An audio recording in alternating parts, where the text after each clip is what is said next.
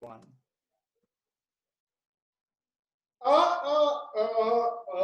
Baby, go. Cinemania. Hello. We're just gonna. I am one of your hosts, Landon Roberts. Alongside me is Adam Cheek. Sam Goodrich. And Brandon, make it count, get it straight, chilling for when you go. Brandon chicken tendies chilling forward. it. How are those chicken tendies so far? I've eaten all four. This is the last one. Wow, have you eaten any of the rice? I ate the whole plate. I ate the whole plate. Wow, there's still some rice on there. I'm eating it. Don't worry, bud. I'm eating it. We got also on this special cooking episode of Cinemania, we have some sugar cookies in the oven right now. I'm gonna ice them a little bit. So, I'll send each of our viewers, a sugar cookie. If you like this episode, give it a thumbs up. Send me your credit card information. Yeah, leave your credit card information, your address. If we hit 11 likes. Yeah. No, if we even get like every single like. If we hit 2,000 likes, you just smash that like button. Yeah, for every comment and like that we get, Brandon will send a cookie to you. Yeah. So do that. Sure. Yeah, the main theme of this episode is going to be music, ? We all have our favorite bands behind us. Well, I did. It's not because Adam has a shitty computer. I got car seat headrest. Mm-hmm. I got my boys Tupperware Remix Party, TWRP. They're pretty And amazing. Brandon? I got my boys from the Nickelodeon hit series, Big Time Rush. I got Kendall, Carlos, James, and Logan. And fun fact, shut up, Adam. One fun fact. I actually met James Montalvo at the Richmond Film Festival.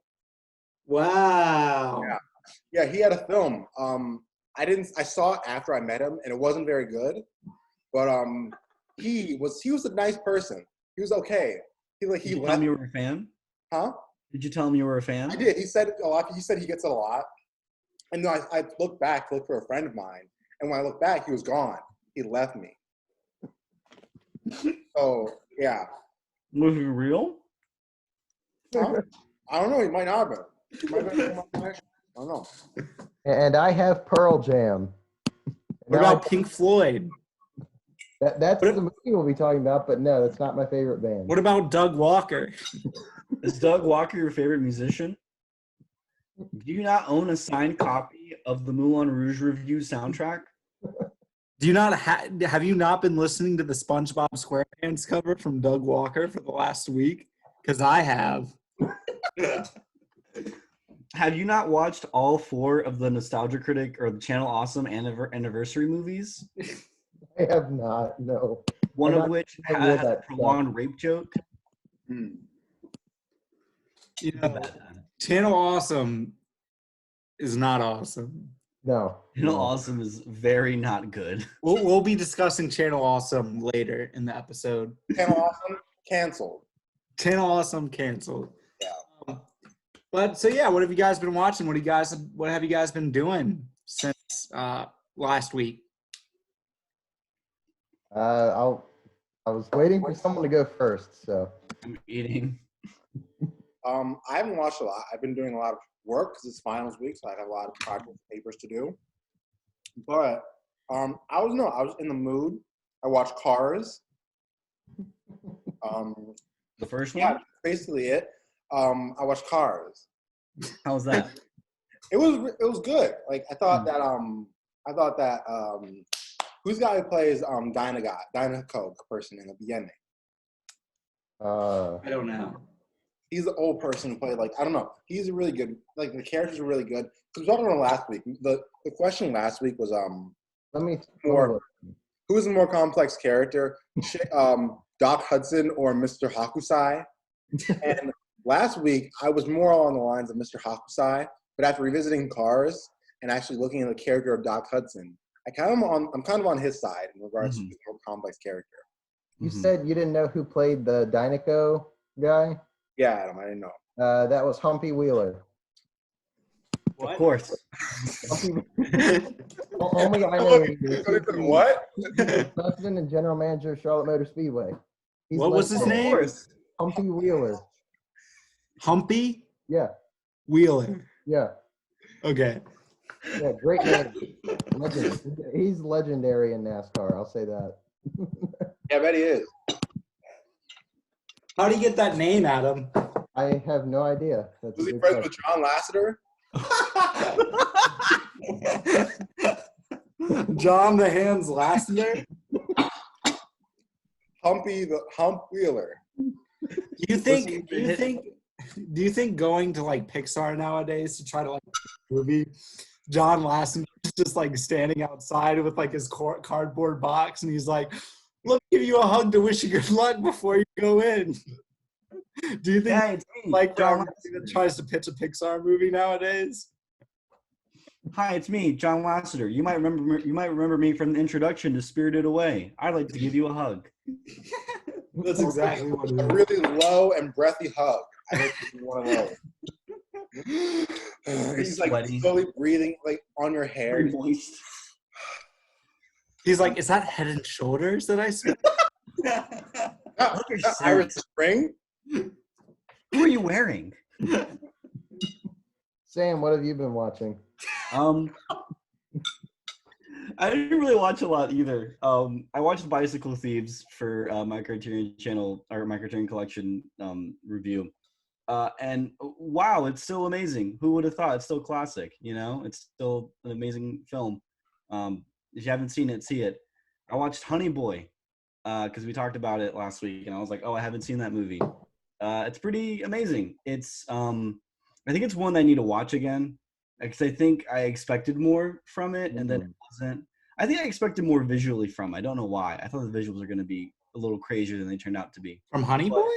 Yeah, I don't know why. I think I was under the impression it had some crazy visuals. I don't know why. Do we remember HowardCantor.com? What did you call me? HowardCantor.com. I do not remember this. So, interesting story. It's Shia LaBeouf's short film from 2010, I believe. It premiered at Cannes Film Festival, and it got like really amazing reviews. With Jim Gaffigan is in it. It's about a film critic who has a midlife crisis and is like going through a divorce, and it's a good short film. But a few months after Cannes, it came out that Shia LaBeouf plagiarized the entire film. Ah, From who? I think it's like I think he was like a journalist or something who he wrote the script for it, and he might have made like a short film off of it. I'm not sure. Dan Close. He's a cartoonist, graphic novelist, Yeah, illustrator, screenwriter. Yeah. That's He crazy. plagiarized the entire thing. Yeah. Well, hopefully he didn't plagiarize Honey Boy. That'd be a little weird. Yeah, it was real weird. but I think like, you know, Shia LaBeouf is incredible in it, of course. The kid that plays the younger him is really great. Lucas Hedges is fine. Lucas Hedges is actually pretty great in the movie. I think it's the best performance. Upon rewatching it, he's actually kind of great in that movie. I think and this is why I want to rewatch it, but my problem initially is like I don't think you're like playing a character. I think you're impersonating Shia LaBeouf. And that kind of bothers me. I don't know. But he has great moments. Like the moment when he's in the forest, he has to like scream. That's amazing. That's so well done. But I think it's a fascinating movie, and like kind of what I got out of it is almost like the fear of like your heritage and the fear of like what you'll become. But then in order to better yourself, you sort of accept all the flaws of the people in your life and how complicated they are. Not necessarily excuse or forgive, but just acknowledge that it's there and work with it, you know? And I thought that was really like fascinating and very like empathetic. I don't know. It was just extremely well done.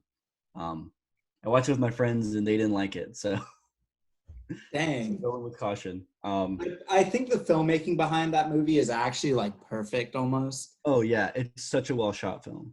And the editing is really great too. Yeah, I think the way that they tie like the future and the past together it's almost like Little Women in a sense, where you have this vibrancy within the past and you have this kind of dull aesthetic in the future.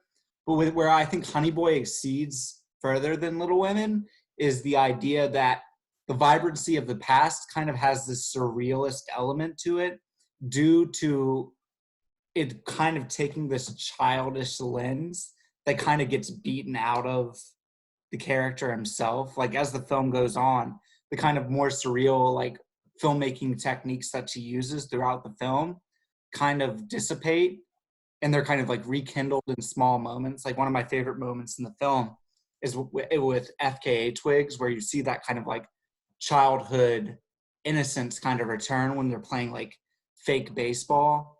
They're like mimicking playing baseball. I think that's a beautiful moment because you see that like childhood innocence return, and you see what his life could be like almost if he wasn't under the guise of his father, kind of thing. And I think it's quite beautiful in a lot of moments. Yeah.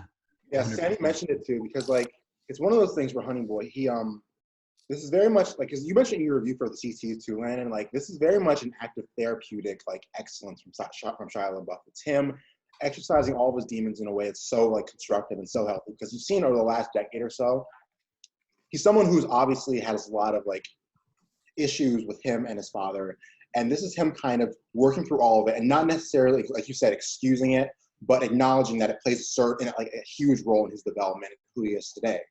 And he wouldn't be, and you can see it in the way he like wrote the film. He knows he wouldn't be where he is now, or as kind of, I mean, even though it might be problematic, but I feel like he wouldn't be as like talented or as like kind of gifted as he is without without his relationship with his father, and how it kind of progressed and how it played out. And he thinks that he's not excusing, he's not thanking his father for it, but he's acknowledging that it plays like a huge role in who he is today. Yeah, it's beautiful. One of the scenes that really sticks with me is when the father goes to the AA meeting and he has that speech about like how he got here, you know. Yeah, that's what I was about to bring up as well, Sam. I think that moment is like really like telling to Shia LaBeouf as a person and the movie as a whole. And that speaks to the therapeutic nature where it is so like sympathetic, you know, like it is something that like shows you where he's coming from. Again, not excusing it, not like making it okay, but going, this is how people get like this. Yeah. And Shia LaBeouf is going a step further by like, let me portray this. Let me try to accurately convey how he got here and why he's like this, you know? And it's sorry? No, continue. Sorry. I was just wrapping it up by saying, like, I just think it's so, like, even if for some reason you don't like the movie, even if it doesn't connect with you, I think it's impossible to ignore the talent from Shia LaBeouf as a writer, as a performer, from the director. I know. Okay, how do you say her name? I want to say Alma Harrell, I believe. RL, I think, something like that. And you got it. Alma Harrell, right? Yeah. Okay, she is like you're saying, Landon. Like she just is such a talent, and it's like it's so fascinating to me to take someone who's done, you know, nonfiction films and then make a film that blends that, right? That is a film that is a fictional version of a real life person and events.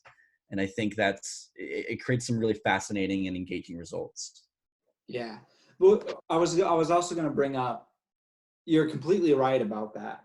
But like talking about like that scene where he goes to the AA meeting, like rewatching it, I was like, I think they might have cut the line or something. But I remember in my original review I wrote for the film, there was a line when I saw it at TIFF where he's like, I wouldn't be where I am today without that boy.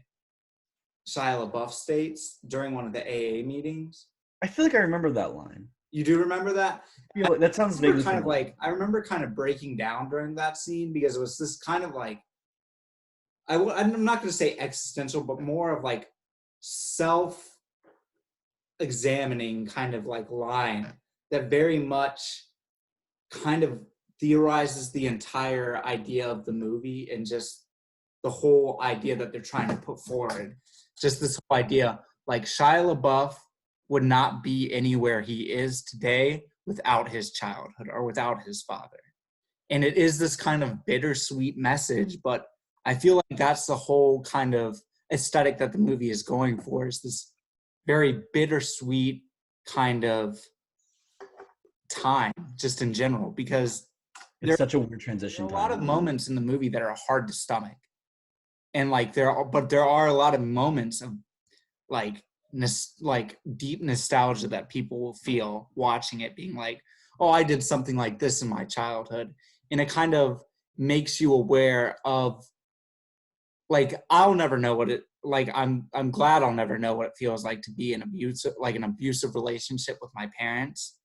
But like this movie kind of puts me in Shia LaBeouf's shoes in a weird way, where I sympathize tremendously for him, because everything that he went through was kind of, it's not even kind of, it was terrible. And like, I feel super, super bad for him. But like I said, there's all those like kind of like deeply nostalgic moments of childhood and adolescence that are present throughout the film that kind of bring you back in from this kind of depths of like depression and just like anxiety that occur throughout the movie.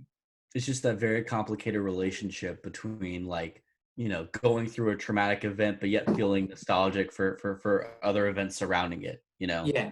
And again, that therapeutic nature of reconciling with that, and you know, not excusing it but accepting it, and using it to move forward, using that acceptance to embrace it and be better because of it, you know. Yeah, like a great moment, like I think a perfect moment to like epitomize everything I just said is like near the end of the movie. It's actually like, I think one of the final scenes. I'm not going to spoil it for anybody who hasn't seen it, but like the dad shows Shia LaBeouf something that he's been doing, and he opens up his world to his son, even though what he is doing is illegal.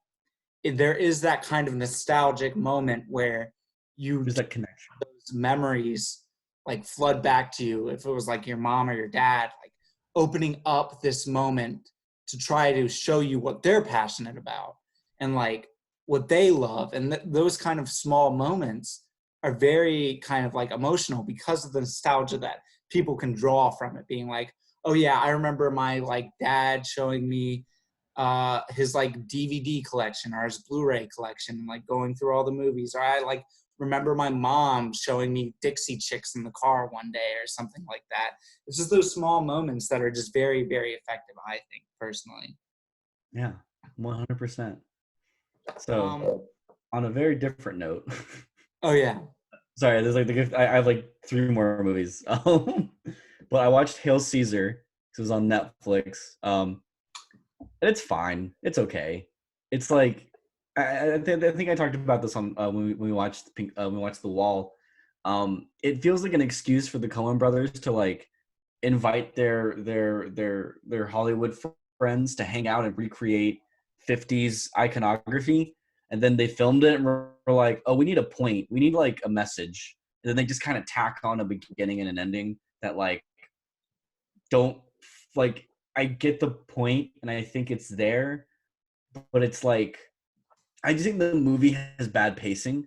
I think there are scenes that go on way too long, and there are just so many insignificant characters that like are fun, but like because most of the scenes go on for way too long and just stop being funny at a certain point, it just kind of gets annoying and like, I don't know, aggravating sometimes.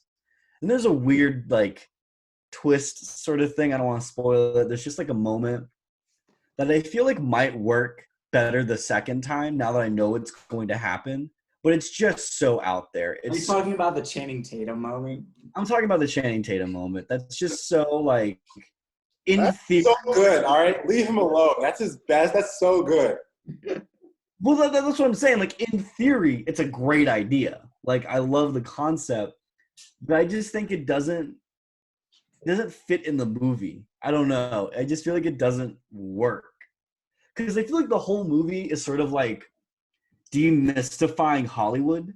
Like it's all about showing the process of making a movie and how like down and dirty it was in the 50s, and how like a lot of stuff went wrong, and like it wasn't magic, you know, it was just a bunch of people going to work every day and like dealing with it, you know.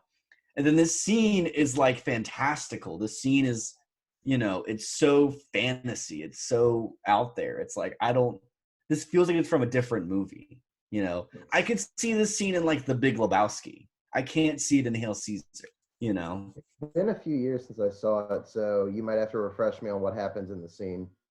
Well, I can't. It's a spoiler. I'll Wikipedia it then. Let's do that. I think Hail Caesar is the most Coen brother movie, if you know what I mean. I think a lot of their movies don't really have a purpose to it, but there is this kind of overlying plot that is occurring. A lot of their movies are these kind of small vignettes, if you know what I mean. No, totally, yeah. And like I think Hail Caesar and The Ballad of Buster Scruggs are very similar in a lot of ways. But with The Ballad of Buster Scruggs, you have this kind of pretense that this is going to be a movie of vignettes, if you know what I mean. No, totally, yeah. If you had that pretense with Hail Caesar that like this is going to be a lot of different vignettes from Hollywood in the 50s, and that kind of pretense, I think a lot of people would have a different appreciation for it. And well, I think like I think I compare this a lot to like Inside Llewyn Davis or The Big Lebowski, where they're kind of wandering movies that like have vignettes. They're just about characters like interacting, right? There isn't necessarily a point, but I think, I don't know, there's something about them. There's a feeling they capture that works better for me than Hail Caesar. I think Hail Caesar, like, I think I just hate how it looks. Honestly, I think I just hate how it looks. It's so like bright and glossy and like, it doesn't feel like a 1950s movie. It feels like a 2016 movie trying to pretend it's a 1950s movie, which like it is, but like, I don't know. I don't know. And I still enjoyed it. Like, I'm not upset I watched it. It's just like kind of forgettable to me. Like, it's fine. I think there just are a lot of like fun moments in the movie though. Just no, totally. like the whole like scene with what's his name? Solo. Oh, the main actor. Yeah, that guy's. What if it was so simple? Yeah, like I think that it's like a 10-minute scene, but like every time the line is repeated, it gets fun. Oh, I hated that scene. You hated it? Oh my god. I think it's so brilliant. Okay, it's funny at first, like when he's acting out the scene, but then when he has to go and repeat it with Ralph Fiennes, I was like, I'm done. Cut it. I'm done. Stop this. This isn't funny anymore. Yeah. For me, I mean, I'm glad you liked Landon overall. Like, I'm glad you enjoyed it. But for me, it was just kind of like, come on, stop this. Like, you know better. I just thought it was kind of, I don't know. I think it was like the juxtaposing like backgrounds that both of them come from. You have this very like high royal like director that has this very like British accent per se. You have somebody that's like a country bumpkin that has like this very like Southern accent, and just that kind of like clash is very humorous to me. I don't know why I enjoyed it so much. No, I get that. Yeah. The whole back and forth between them, even though it was the same line over and over again, it's just funnier with every single time because you see how frustrated that Solo gets throughout the entire scene. And I don't know. And there's also that moment where he's like playing with his spaghetti. Oh yeah. He's playing with his spaghetti and he's making it a lasso, and there's like small moments like that are kind of like calls to like these movies, like not 50s but like 60s, 70s, 50s, like that whole like idea of like small genre things. Like you got the spaghetti western, and like there's small moments like that kind of pay tribute. But I get the whole complaint with it because it is very vignette. Like there are a lot of vignettes that don't really connect. Right, and it's like I mean like you said, there are great characters. Like anything with Tilda Swinton, like yes, like that's incredible. I love it. I love the Channing Tatum musical. Like I want to watch that movie. Like I wish that was a movie. Like I want a 50s throwback musical with Channing Tatum as a sailor. Like yeah, like I'm in. Let's go. But like you said, it's just so disconnected. It ultimately didn't come together for me. But I appreciate it. Like I get what it's going for. But I also believe every Coen Brothers movie needs to be watched like multiple times in order to like fully come to terms with it, you know? Yeah. But and then my last two, I think, let me make sure I have this right. I watched over the weekend because I had to go home for personal business, and so I was hanging out with one of my friends from back home, and they had the Bravo channel on. They had Bravo on, and they were having a Fast and Furious marathon. Now, here's the thing. The advertisement was like, we're showing the first 4 movies all day. And I was like, oh, let's go. They only showed Too Fast, Too Furious, and Fast and Furious, the 4th film. I wondered why Never you showed the first film. They never showed Tokyo Drift. Why I was do you really upset. I was really upset. Yeah, because those are the two. I mean, I have a place in my heart for Too Fast, Too Furious. I think it's kind of a gem. It's very problematic, but I think it's kind of a gem, honestly. Like, have you seen Too Fast, Too Furious recently, Sam? Well, so that's the thing. The only Fast and Furious movies I had ever seen before this, 7, 8, and Hobbs and Shaw. Mm. I haven't seen any other Fast and Furious movies. I've seen bits of the first movie, but like that's it. Okay. That's all I've seen. So we started by watching the last like 40 minutes of Too Fast, Too Furious. Okay. And it was really funny. Mm-hmm. And then we watched Fast and Furious. And that movie is mostly boring until the action scenes. Yeah. The movie's kind of it's pretty bad. Although the chase through like the underground cavern's fun. Like I'm with it. Yeah, that's probably the best scene of the movie. But then Too Fast, Too Furious, like the beginning comes on after the end of Fast and Furious. And that opening race in Too Fast, Too Furious is kind of amazing. Oh, no, definitely. I feel anytime they actually – sorry? No, go ahead, Sam. Go ahead. Well, I was going to say, anytime they race in Too Fast, Too Furious, it's a great movie. Yeah. Like, it's like exactly what I want from an early Fast and Furious movie. And then anytime they have to, like, talk or have a story, like, it's bad. Like, it's just kind of – it's sometimes unwatchable, which I think is kind of what you're talking to. Is like it's very dated, like, clearly. And it's just like – these films they're so interesting because of the fact they all have come out and were made during transitional periods in Hollywood, where like action films started off as one thing but became a whole other thing. So they had this whole dated aesthetic to them in the sense that like you watch Too Fast and Furious in the same time that a lot of films like Hulk, Ang Lee's Hulk came out, where there's a lot of these really where like it kind of stands out in a lot of ways where they focus a lot on action sequences and all the race sequences are really good and everything, but the dialogue and the script is really bad. But you look at like Ang Lee's The Hulk, which is a very, very like introspective superhero film. It's actually kind of good. Well, have you seen Ang Lee's Hulk? Yeah, I love Ang Lee's The Hulk. Yes, Ang Lee the Hulk Warrior. It might just be nostalgia, but I have like a soft spot for it in my heart. No, it's very like because all of the action sequences are very, very, very terrible. Like there's one. Have you seen the scene where like he picks up a tank and throws it?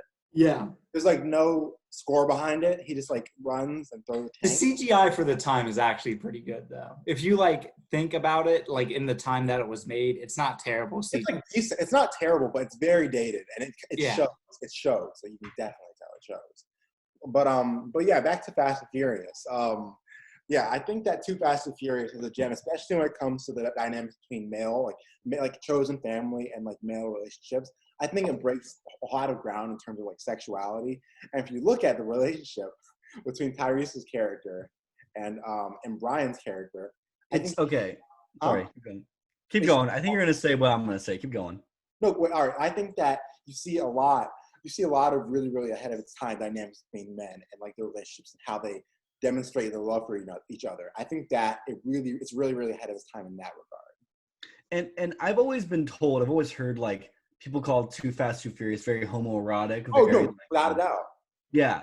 And I was like, is it? And then watching it, I was like, there's a lot of that in this movie. But it's like, it's always positive, you know? Like it's very like very pro sex and very like pro like kind of exploring your own sexuality, and which I feel like it's very, very, very like it's very, very ahead of its time. And I think that's why I love Too Fast and Furious, because it's not afraid of exploring the dynamics of masculinity and how like flexible they are. And that's really because a lot of the Fast and Furious films, I'd say it a lot, but like a lot of them are very like, ooh, we're gonna drive cars really fast. But Too Fast and Furious might not be the best one, and the script might be kind of terrible in the best part. It's the most interesting one I've seen so far. Sorry? It's one of the most interesting ones I've seen so far. Interesting. It's so interesting. And like, And you know who directed it? Which is also interesting. oh, it was John Singleton. Yes. I remember looking that up. I was like, are you kidding me? Yeah, who did Boys in the Hood? And Boys in the Hood is also really interesting, like exploration of like African American masculinity and like how it's portrayed in places like Compton or places where there's a lot of the concentration of black men is really high. You don't really know like the line between like sexuality and masculinity are really like blurred. And I think that the fact that got him to direct that and a lot of the way the homoerotic tones are explored in the like Too Fast Furious is really, really, really, really interesting. Definitely. I'm with you there, honestly. And I still need to see the other movies, but so far, Furious 7 might still be my favorite out of all the Fast and Furious movies I've seen. Yes. What about Hobbs and Shaw? One brushes their teeth, the other drinks egg. Hobbs and Shaw might be worse than Fast and Furious. Hobbs and Shaw was terrible. I think it might be worse. Because Fast and Furious at least has like memorable action scenes. What happened in Hobbs? The only thing I remember in Hobbs and Shaw is the airplane scene that never ended. The Rock pulled down a helicopter with his string. I forgot about that until you just said it. Adam got so hard during that scene. I have no idea. I was sitting right next to him. I was like, why is the popcorn bucket just rising and rising and rising? And Adam was wearing jeans during that scene, and the zipper was like going down. Yeah. He got so the zipper was like because he couldn't handle it. Like he had such. He had, like, can we say erection on Cinemania? We're already talking about it, like. Yeah, the raging erection that he could not. The jeans cannot hold it. It's like The Rock. You gotta stop oiling those muscles, man. It was like with every like pop of like a vessel, like Adam just like grew by like 2 inches. Well, you might have to bleep all this out. We'll just cut it. It's fine. No, we won't. I'm keeping it in. Yeah, hell yeah. But yeah, let me talk about what I did. Please. I'll finish us off, man. Yeah, I'll finish you off. That's what Adam wishes Dwayne Johnson would say to him. So I watched. What did I watch this weekend? I watched a good show. I watched. Let me first talk about the Chris Chan documentary because I didn't talk about it last week, and I'm now like almost caught up. I'm on episode 33. So and before you start, I might just get my cookies, but I'm still listening. Okay. Okay. Yeah. So before I start like explaining, let me add some context. You can get your cookies now if you want. I'm still listening. I'm listening. Chris Chan is cited as one of the most well-documented people in the history of the world, mostly because she was coming up around this period that was when the internet first began to boom. And she identifies as this very she doesn't identify, she is a high-functioning autistic person. And she is very creative. She does have all of these ideals, but what you learn throughout the documentary is that her parenting and the way that she was raised, she was actually born in Charlottesville, Virginia, and still resides in Charlottesville, Virginia. So it's very close to us. And she was raised in this very racist and homophobic environment. And the documentary focuses on her life from when she was a child to where I'm at now is 2012 when she first starts to transition. That's the last episode I watched, is her starting to transition. And it's a very fascinating story because it goes into depths of creativity because she is this high-functioning autistic person, and she has this webcomic called Sonichu, which a lot of people's like subconsciously know. Like if I showed like anybody a picture of Sonichu, they'd be like, "Oh, I've seen that before," kind of thing, because it's this strange iconography of just Sonic and Pikachu smashed together. And Christine Chandler was like, yeah, this is my own character. I'm gonna make a copyright for it and I'm gonna claim it as my own.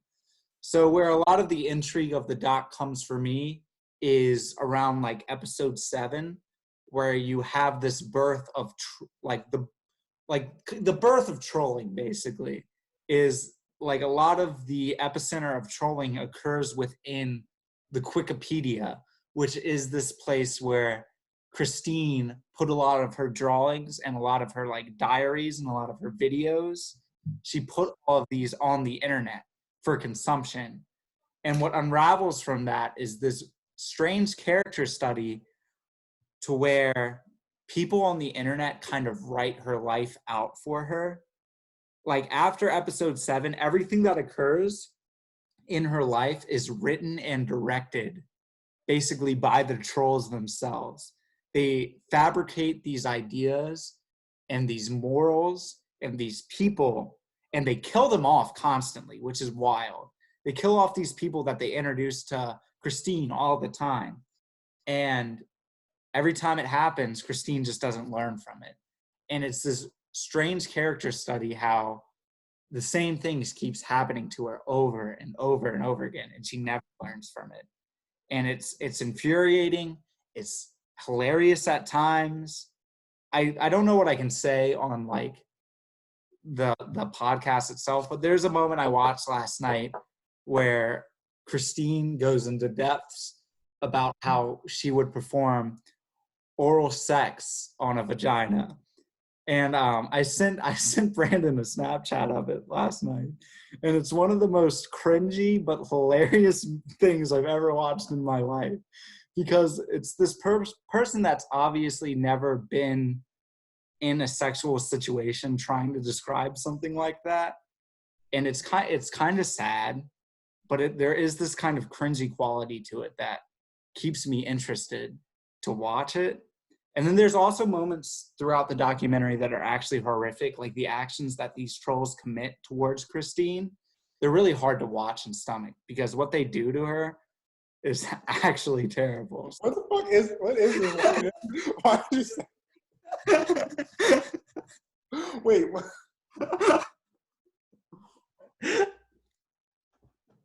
Did you watch the thing I said? I'm watching it right. How many you wait? I'm watching it right now.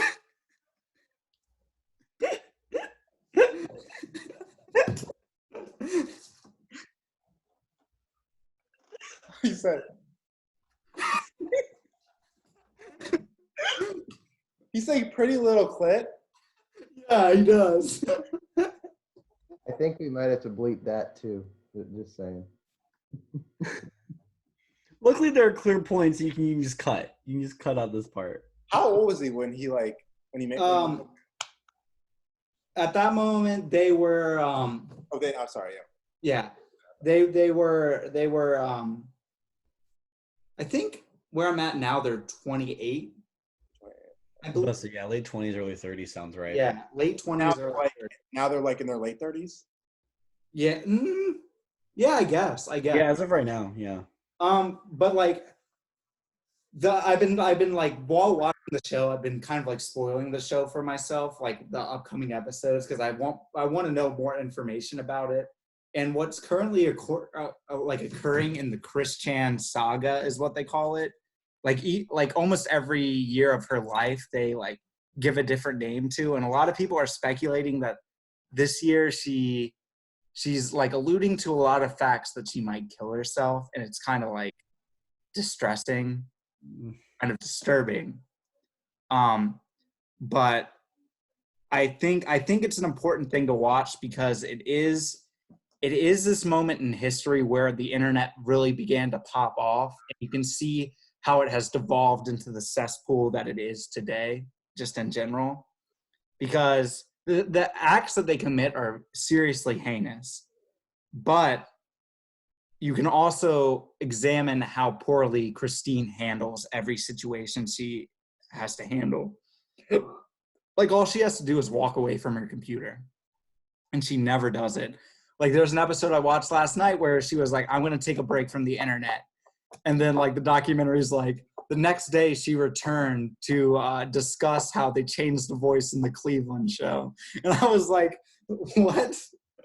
Like, just walk away. That's all you need to do. That's all you need to do. So yeah, it's kind of like this tragedy of hubris that I think is very interesting. And it's a good quarantine show because it's kind of a background thing that you can put on because every episode's like 40 minutes and a lot of it is just like recordings, like voice recordings of conversations between people or videos. And you can kind of listen to it as a podcast if you wanted to. You don't have to pay attention to it. But yeah, I won't say it's great, but it's a very good idea of the internet age and how people handled the internet age in its beginnings and how it's continued throughout. And then another show that I started watching and finished is Midnight Gospel. It's Pendleton Ward's new show, and in collaboration with the Love Doctor, I think his name is. And it's an animated show. I don't know how to explain this. It's an animated show that is a podcast, but the story that is going on in the background has nothing to do with the podcast that is occurring. So it is these characters having a podcast, but there's this whole story going on in the background, like within background imagery, that tells a completely different story. And then as the show goes on, those background stories and the podcast start to intertwine, and it reaches this very existential finale that is very heartwarming and actually kind of depressing. Like, I remember going into the show, I was like, this is just going to be like a trippy stoner show because like it came out on 420 kind of thing. So I was like, I didn't realize that. What are you doing? Like, because I love Adventure Time. Like, it's something I grew up on. And like, I love Pendleton Ward, so I was like, I'll give it a chance.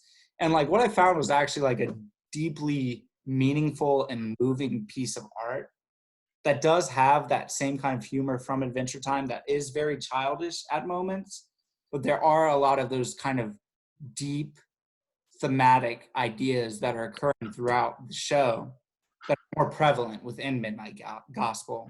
So yeah, it's a show. I don't know if I'm going to choose that as my recommendation quite yet, but I do think everybody should watch it. It's only 8 episodes. Each episode's like 20 minutes each. And what I was going to say, I actually watched the first episode after you recommended it to me, Landon. And going in knowing that it was going to have that podcast style really helped me to like get on the same wavelength as the show. Because I think we talked about this. It's a show that moves really fast. Yeah. Like, it's, you know, you look away for a few seconds and you've missed an entire like storyline almost sometimes, you know. And that nature, that like juxtaposition of like really quick sight gags and storylines with this very laid back podcast style was really engaging for some reason. I don't know why, because what they're talking about is genuinely fascinating. Yeah. And is like you want to listen to what they're saying and really absorb it. But at the same time, there is a visually just chaos happening in the background. And there's just like this insane plot happening. Yeah. Like I mean, the first episode is about the main character traveling to a universe where there is a zombie apocalypse happening. And so while they're talking about like drug use and like the benefits and of drugs and how it changes the way you view things and your state of mind, they're like fending off a wave of zombies from attacking the White House. And they like transition from like the White House to a forest to a mall, and that's like in the first that's like in like a 5-minute span, you know. And like every once in a while they'll like comment on what's happening, and they'll like take a break to be like, oh shit, zombies, and then they'll like go back to just like whatever they're talking about. Yeah, there's that whole moment in the first episode where they're like, why are we running? They just like, we don't have to run, like what are we doing? It's like meta moments like that are like actually kind of funny. But then there's like this whole like side storyline that I think is actually hilarious in the first episode about the guy that drives the truck that says get in. Yes. and how like quickly that like resolves itself. But like that character actually comes, I don't want to spoil anything, that character comes into play later in the season. Oh my god. Comes back. It's such a moment where it's just like, oh my god, like and one of my favorite moments was actually the end of the episode. Like I don't know if it's a reveal, but it's like they do something new with zombies that I've never seen before. That like it happened, and I was like, how has no one thought of this? Yeah, it's like it's just kind of it's very ethereal almost. Yeah, it's super fascinating. Yeah, and then like I don't want to spoil anything, but like when that moment ends and everybody just starts suffering again, I'm like, yes, it's like the truck coming in. Yeah, and they're like the cure, and they're just shooting it, and like people are like, ah! It's so like there's a lot of these like jugs, like but like with each episode, like the podcasts get deeper, and like I was talking to my roommate Samantha about this, they all kind of intertwine. Like the first episode deals with drug use, and then in the second episode you get this message about religion and God. And then third episode's about love, fourth episode's about meditation, fifth episode's kind of about meditation and death. And then like it just continues on and on. And then the final episode is this podcast that ties all of those pieces together. And the visuals that accompany it are so beautiful that like it was really hard not to like hold in the tears kind of thing. They just came so naturally because everything that it did, they earned it, I think personally. It's a very like, I don't want to say magical, but it is a very like original show that I think everybody should watch. And just don't judge it by the trailer, judge it by like the things that you've seen, because I think it's very inventive the way that they handle animation and podcasts and the like how they tie those together. But I also just think it's a genuinely kind of genius show as well. Like the episode deals with a pirate ship ran by cats, and they talk about magic. Like, why wouldn't you want to watch that? Midnight Gospel, highly recommend, even though I've only seen one episode. Yeah, Midnight Gospel, everybody watch it. It's on Netflix. You can watch it, the whole show, in like 4 hours. It is a show, like I said, that you have to pay attention to. Like I was talking to Sam about it, how it is very much like The Shivering Truth in a lot of ways, where if you look away for a minute, you miss a whole, like Sam said it earlier, you miss a whole like idea or a theme that they're trying to bring forward. And you also miss like a bunch of like sight gags that occur. Like there's the scene when like he first lands on the planet and he's trying to put the glasses back on the president, and it's just such this like half-assed attempt. But like I said, and also Sam, that dog that the president has that sucks up everything. Yes. He is such a great character throughout the entire. Oh my god. He, like I said, like they are self-contained stories, but like a lot of things carry over, and it kind of like culminates in this like perfect finale. And I hope they don't make another season, because everything that they did is this very confined story that I think works really, really well. Do you think it'd be cool if it was almost like an anthology series where like every season is like a podcast, but they like have a new reason why the podcast is happening? I don't know. It's like as the show continues, there is this idea. It is very much a story about growing up and like accepting responsibility. And I think that whole idea is wrapped up very nicely. And if they did make it an anthology series, I could see how they would do like different thematic elements. But I feel like it would just kind of be copying what they did in the past, kind of thing. I see. Be as original.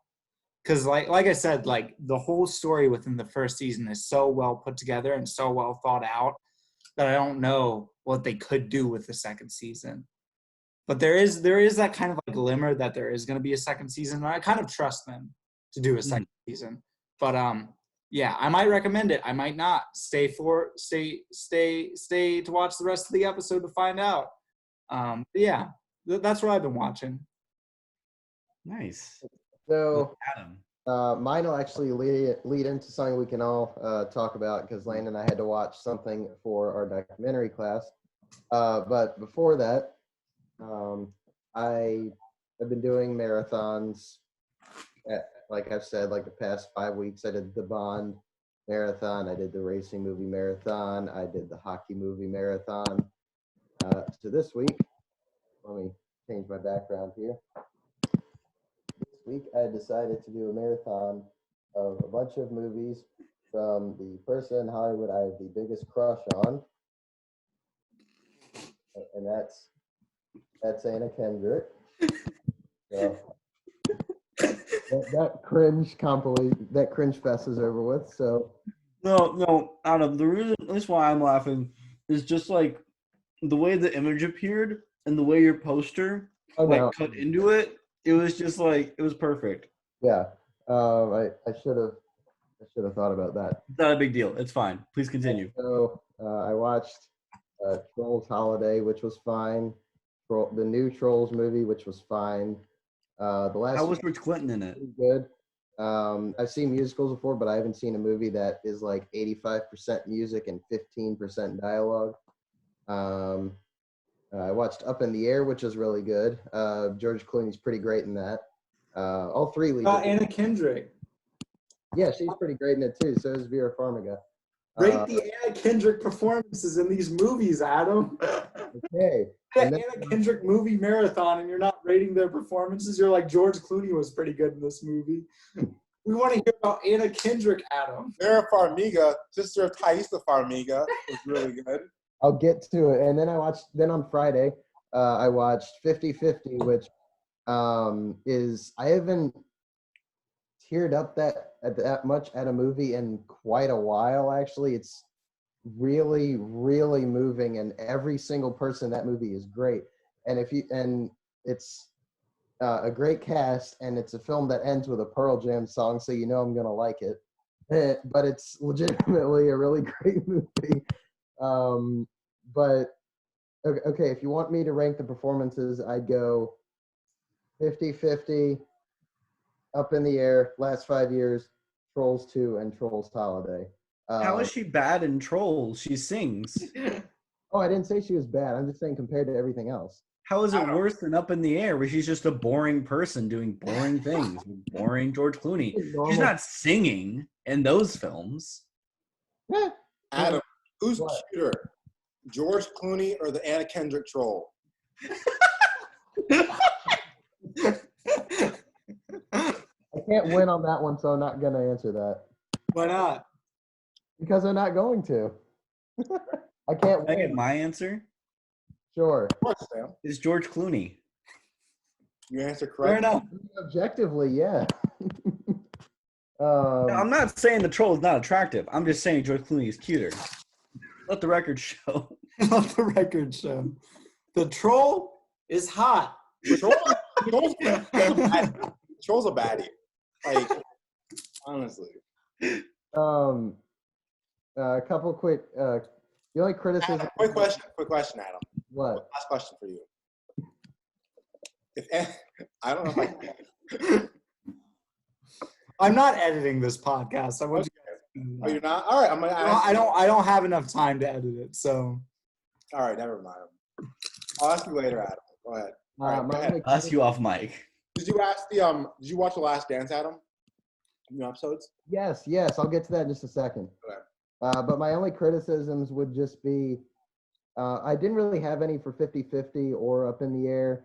My only criticism would be, I guess, this is like the most obvious criticism with Trolls 2, that the music's kind of forgettable. It's fun to Anderson see. .Paak did a lot of the music, though, Adam. No, he did, but the stuff that wasn't his, and it was also, but it was fun seeing Ozzy Osbourne do a voice cameo. And in the How last, was George Clinton? the other lead is kind of forgettable. So Justin Timberlake? what? Justin Timberlake? No. In the Why who last, cheated on Britney Spears?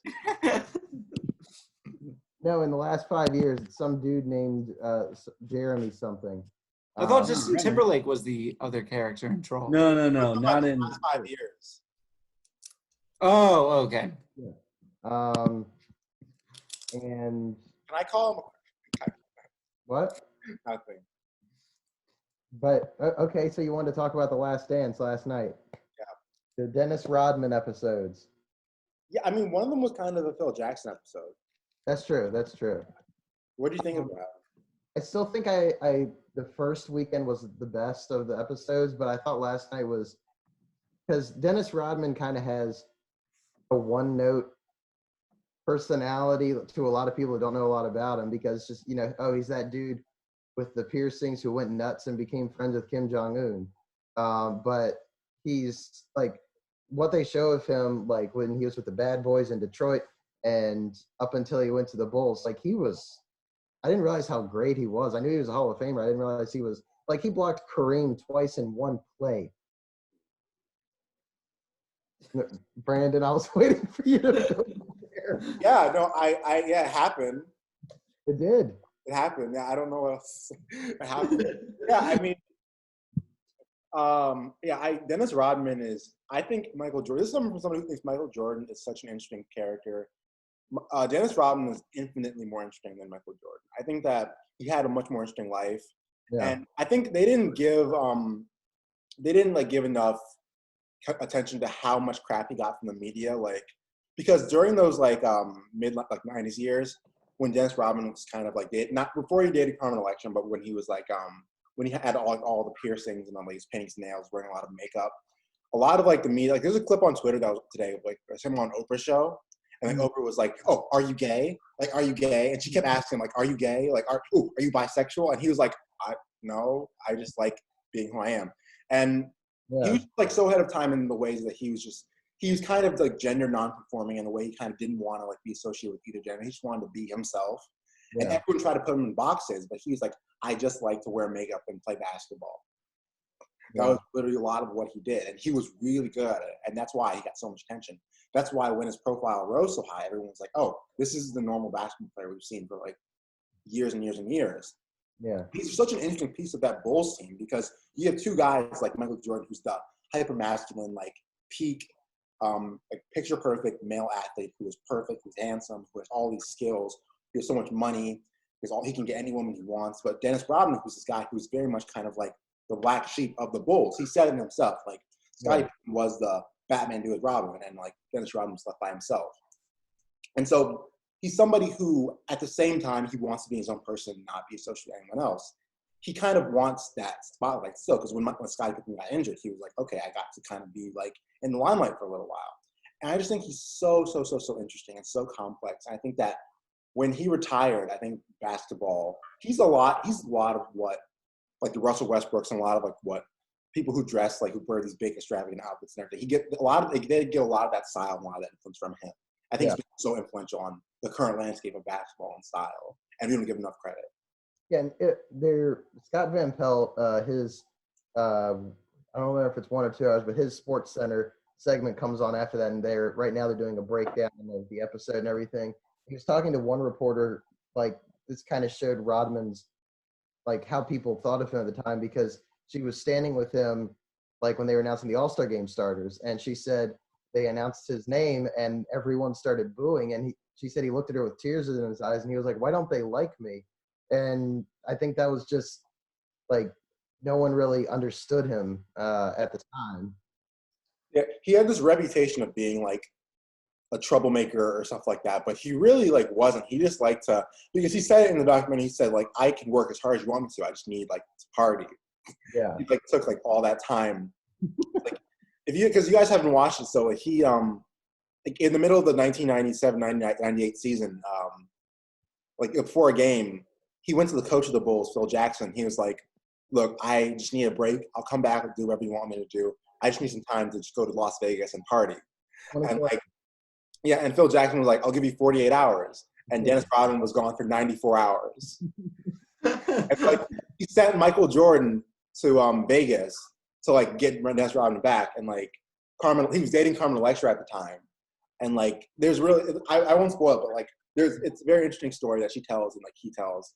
And he's such an interesting figure. The day Dennis Rodman retired, I feel like basketball lost one of its best characters. Who's Carmen Electra?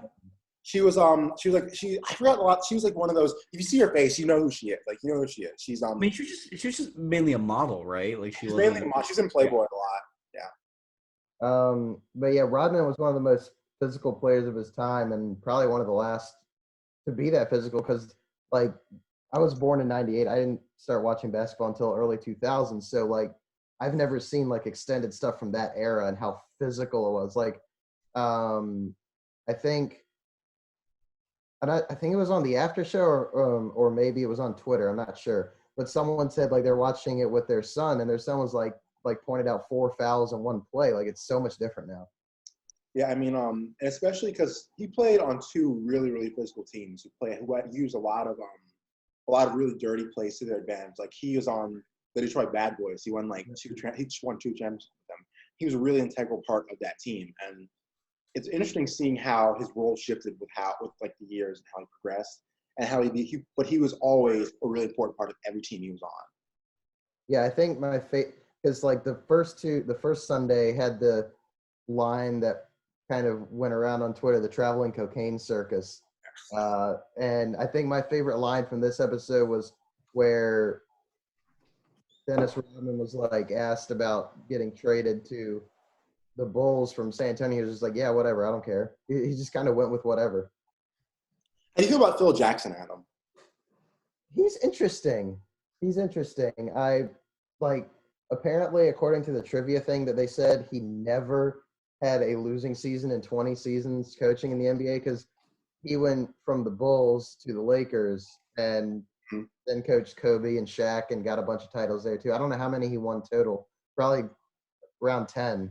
Yeah, like people give a lot of credit to Greg Popovich and like how he's such a great coach and everything, but Phil Jackson, like he's the greatest coach I think in the history of sports. Like the way him and Tex Winter kind of reinvigorated that triangle offense. Like if you look at it, like, and you're watching the plays and everything as they showed it, they did a really good job of like showing the outlines of it and the triangle in practice.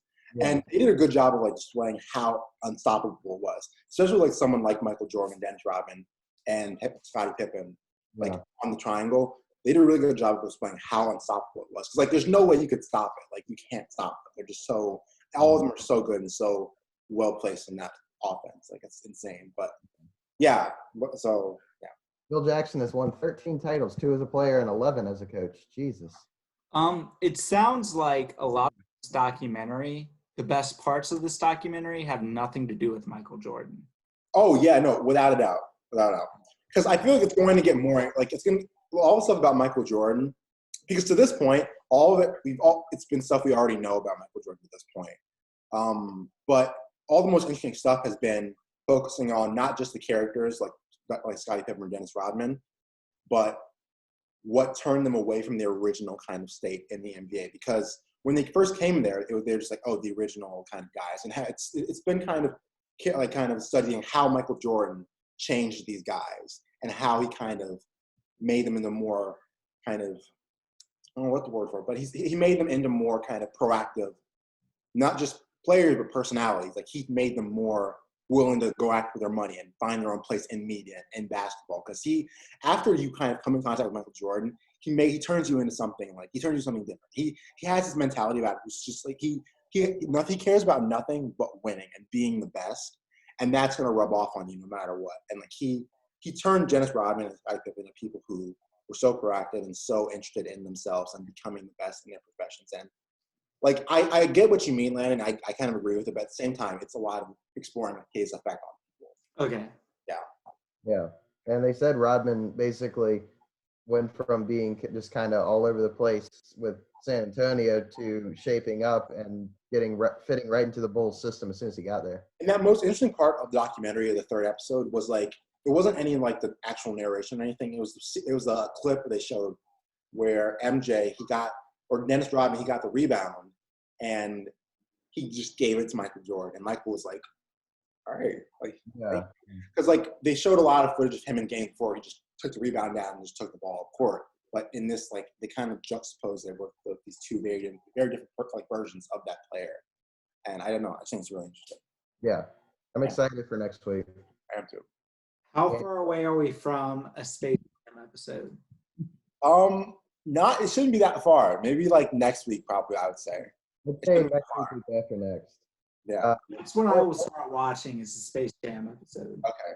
The other thing that I watched that Landon also watched and that you guys have seen is Senna, which is the documentary I recommended for the final film we watched for an assignment. I've seen it before about a year ago. It's about the Formula One driver Ayrton Senna, who's considered like top 5 Formula One drivers of all time. And I'm just curious, Brandon, I know, and Sam, I know we've talked about it a little bit before. I loved it just as much the second time around. I don't think I teared up the first time around. I did a couple of times on a rewatch. But Landon, what did you think of it? I loved it. I'm sorry for making fun of you for liking NASCAR so much, or in general. Well, that's their thing. So I think the way that the documentary like portrays racing in general is like, I didn't talk to you about this on Friday, but the way that it portrays it is so fascinating, and I couldn't help, even though they're like short clips from races, I couldn't help myself to be like invested in what was happening. That's a fact of how they portray the racing, and also the fact of the filmmaking just in general. Like I don't know what it was about the film. Like every race that Senna was involved in, I was like, is he gonna die in this race? Yeah. And it's very effective filmmaking, because like 20 minutes in, I was like, oh my God, he's gonna die in this race, or like something like that. And like they just keep you on the edge of your seat the entire time. And I don't want to spoil it, but like that's fine. It's been out until the final moment where he does die. It's this moment. It's all been building to this moment, because a lot of the reasons that he did die was because of his own hubris and his own ego. A lot of the things that could have helped him from dying, he kind of got rid of within racing in general. Like there was this whole debate around tires around the racetrack and things like that. And he was like, yeah, we don't want them. It slows us down, kind of thing. And like, if those tires were there, he wouldn't have died. And then like the whole idea of like him not being the best racer anymore. So he had to sign with this team. And as soon as he signed with this team, they changed the rules. So that car was no longer eligible to race the way that it was racing before. It was like, you are now driving in a death trap, and this is going to lead you down a road that will inevitably lead you to your death. It's so fascinating to analyze his psyche and like his mind state at that time, because there's that moment where he's talking to the paramedic and he's like, you can call it quits now. I know you like to fish. How about me and you just both call it quits and we can just go fishing together? And he's like, I can't. And so one moment, that's the one moment you're like, you've sealed your own fate. And it's so sad, but it's also just, it's sad, but it's also kind of infuriating, because you're like, he just keeps making the same mistakes over and over again. And it's like, I don't want to, it's kind of like Chris Chan, or it's very much like you keep making the same mistakes over and over again. When will you learn from your mistakes? Yeah. It's a very egocentric documentary, which is one of the things that I didn't really love about it. It's one of my flaws with Amy as well.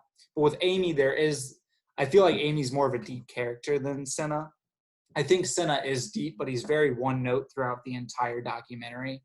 With Amy, you do have this whole idea of she knows deep down that she needs to get better, but she's like, I don't want to. I can get better on myself, kind of thing, by myself, kind of thing. And I feel like that's kind of what Senna was missing.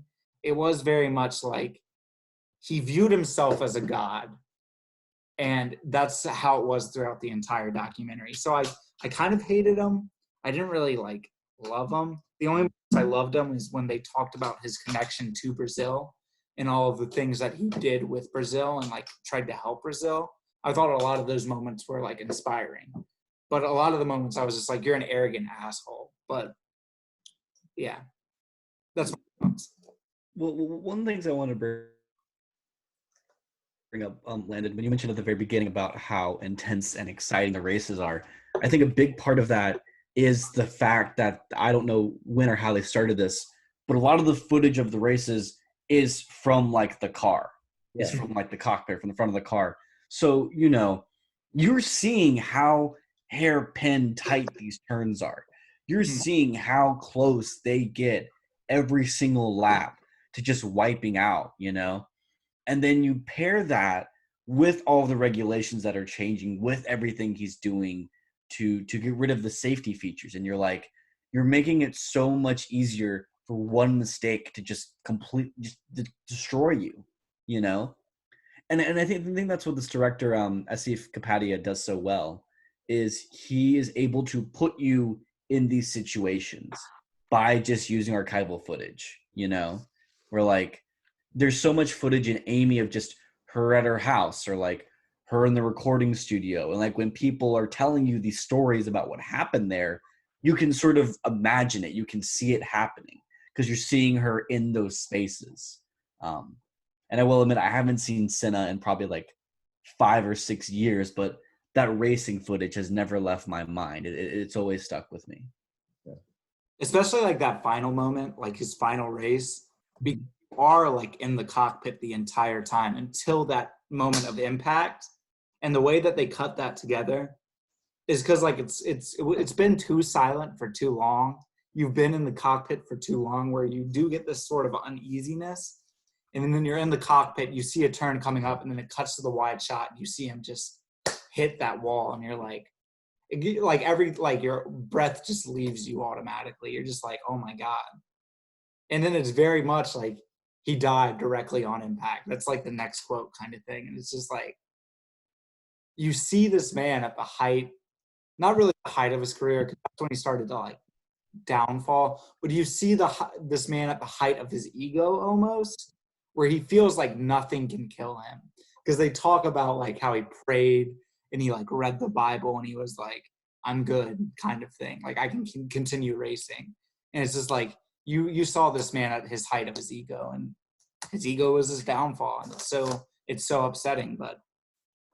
Yeah, Sam, you mentioned also like the thing Asif Kapadia really excels at is taking archival footage and immersing you in the moment. And like you said, I haven't seen the film in a while, but I saw Diego Maradona just last year, and like kind of compiling all that footage of him kind of just partying and being like this huge idol. Like it's very similar to how he portrays like Amy or how he portrays Senna.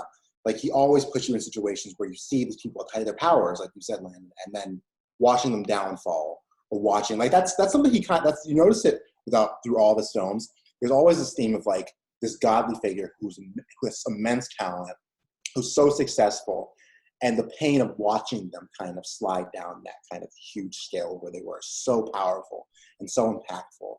And there's nobody like him who really makes films like that, and I really admire that about him.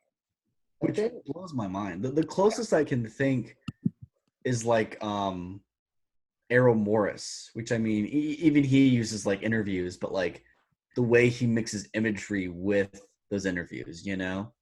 But even then, it's so different. Asif Kapadia is on a whole other level, I feel like. Yeah. I think one of the things that he does so well, in Senna especially, because like being a racing fan and everything, like I know what happened that weekend, but he does such a good job of building it up, where first on, I'm going to say Friday. I feel like it was Friday, first practice, because it's a 3-day weekend of events. Friday and first practice or whatever, Rubens Barrichello crashes, arguably the worst looking crash of the three. He almost dies. Is that the one where it like lifts the car completely? Car went lifted and went in the wall, yeah. Yeah. Then the next day, Roland Ratzenberger dies. Arguably not a huge name at the time, but still, you got a guy that almost died and then a guy that died. And then the sports, maybe not the biggest star at the time because Senna's had kind of reached the peak, but, you know, top 3 stars is killed. And like, like it says at the end, they didn't have another fatality, but that was made in 2010. There was the only other one came 20 years after, where Jules Bianchi they were in Japan, and he lost control of his car. It hit a recovery vehicle, more or less, basically like, I'm not going to say a dump truck, but it's like that kind of a heavy duty vehicle. And he was in a coma for about 8 years, 8 months and then died. But I guess we're fortunate that it hasn't happened more, but it'd be nice if it hadn't happened at all since Senna. Wow, yeah. That's a long way of saying that we went a while without having one, and then we had another one, and we haven't had one since, but I feel like the documentary was trying to tell us all of the changes that Senna was fighting for kind of made racing more dangerous in general. yeah. Like, he always complains about the politics throughout the entire documentary. And Formula One is very political, unfortunately. But the politics kind of kept the racing safe. Yeah, to a degree.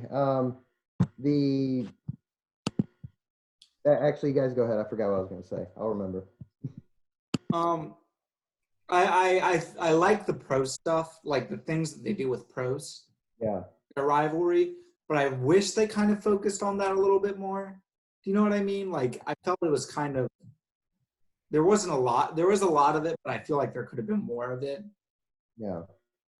It's that Prost kind of like leaves his life at a certain moment, but I feel like the rivalry was so much more than what they showed, because it was very much these kind of like passive aggressive things, but I feel like there was more to it than that kind of passiveness that occurred. Yeah, and okay, I remember now.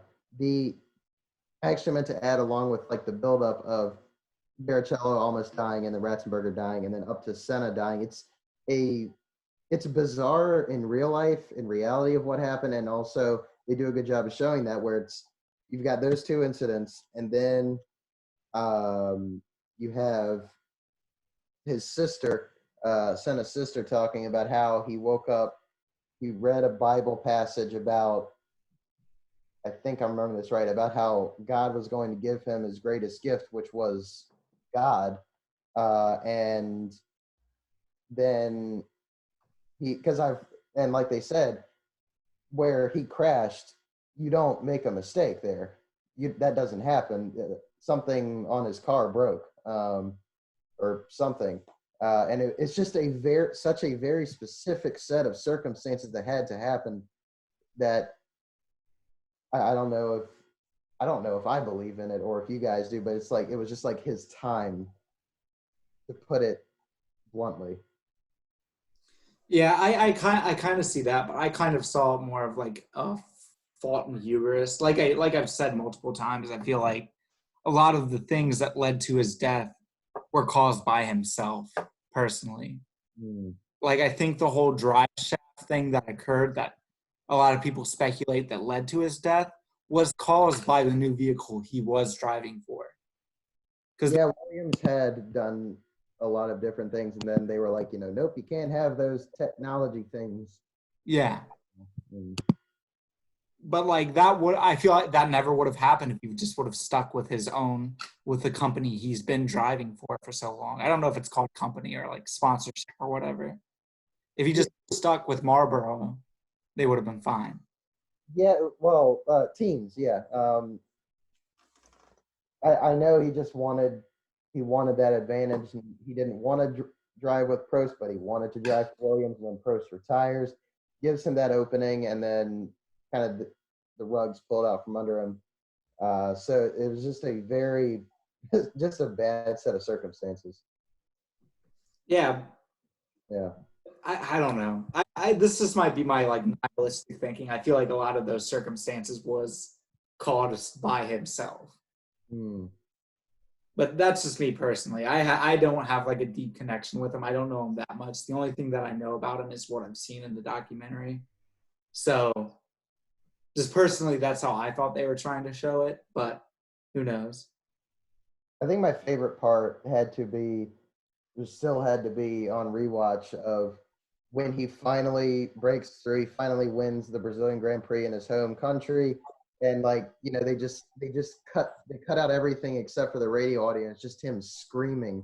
And like he drove at least like the final 6-7 laps in sixth gear, which they said, no one should be able to do. And he did that and he won. It's a great scene. And then like his dad comes in. That's probably the best scene in the documentary for me. Yeah, whereas There's also that moment near the end during his funeral where it reminded me a lot of Minding the Gap. There's a moment at the end of the Minding the Gap where they like cut between what is the present during that time and the past, and like shown how they've grown for better or for worse. Yeah. At the end of Senna during his funeral, where they show all this like past love interests and like their best moments with each other are like him and his dad when they hug after that Brazilian thing, and then they show his dad like putting his hand on his son's coffin. Like I thought that moment was incredibly powerful because it is this very juxtaposing moment that is supposed to like bring forward emotions. Yeah. But yeah. That's pretty great. Yeah. So anything else, Adam? Let me see. No, I think that's it. The only other thing is what we watched on Friday. I wanted to like do a segue, but I feel like there's no clean segue between the tragic death of one of the greatest race figures of all time and Pink Floyd. Oh, There is one. I will say, on one final note on Senna is that everyone in that class watching it, if I can get everyone in that class who might not otherwise watch a racing movie to watch one, then I feel like I've done my job. So Done your job, Adam. You've done it. We see you on a high note. Before we get into Pink Floyd The Wall, do you guys want to discuss what's going on? I feel like this is going to be a story that like we have to keep covering regarding virtual film festivals. Oh, yeah. Okay. I think we should keep the discussion a little short though, but yeah. Yeah, we'll keep it short, but we've only been going on for like an hour 20 because we talked for an hour before the podcast. That's true. We're not too far gone. We'll get there. Don't worry. Well, don't worry. We'll get there. It's too far gone. Okay. Yeah. So the Amazon Prime Film Festival is now currently, today is 4/27, so April 27th. And it's the first day of the Amazon Prime Film Festival, and they have all of their movies for streaming. A lot of the movies that were gonna show up at South by Southwest, I feel like didn't decide to show up on the streaming platform because there were a lot of big name films that were gonna premiere here that just didn't on Amazon Prime. Like me and Brandon were talking about, like The Green Knight was supposed to premiere here, and it's not on the Amazon Prime thing. But there are a bunch of selections that I am interested in watching. There are a lot of foreign films, and there's a lot of documentaries, but they all seem very interesting, I feel. And I feel like a lot of people have time to watch things, and a lot of people will use this time to watch these movies that they might not normally watch. And it will open up their minds to different kinds of films, like foreign language documentary films or just foreign language films in general. And just shorts, because there's like a shit ton of shorts in this list that you can watch. So, yeah, the Amazon Prime Festival is now streaming. You guys have any thoughts on that? I'm glad we're getting new stuff that we can watch. It's like on the movie front, I guess it's kind of like the way I'm looking at like The Last Dance. It's something new on the sports front, but it's also something new on the movies front, which are two of my main areas of interest. So it's nice to have new things coming out that aren't just, this would have been in theaters. Here's a blockbuster for you. Here's Onward or something like that. We talked about it a lot last week, but obviously I think this is going to be really good for independent filmmakers, giving their films a much larger platform and reach a much larger audience. So it's good for them and it's phenomenal for them. But on the other side of it, for studios, I don't think any of us really feel any sympathy for studios or anything because they already have enough money. Yeah. But this is devastating for them because the margin of loss. I read an article the other day from a Variety, I think, or Forbes or something like that, about Tenet and how much money Warner Brothers is going to lose if Tenet doesn't meet its original release date in July. It's going to be astronomical because like all the money they put forward towards marketing, towards production, pre-production, post-production, it's going to be devastating. And Christopher Nolan wants it to come out, and the studio wants to too, but it's just not going to be realistic. And in this state right now, it's not going to be realistic. It's going to be the same way in July.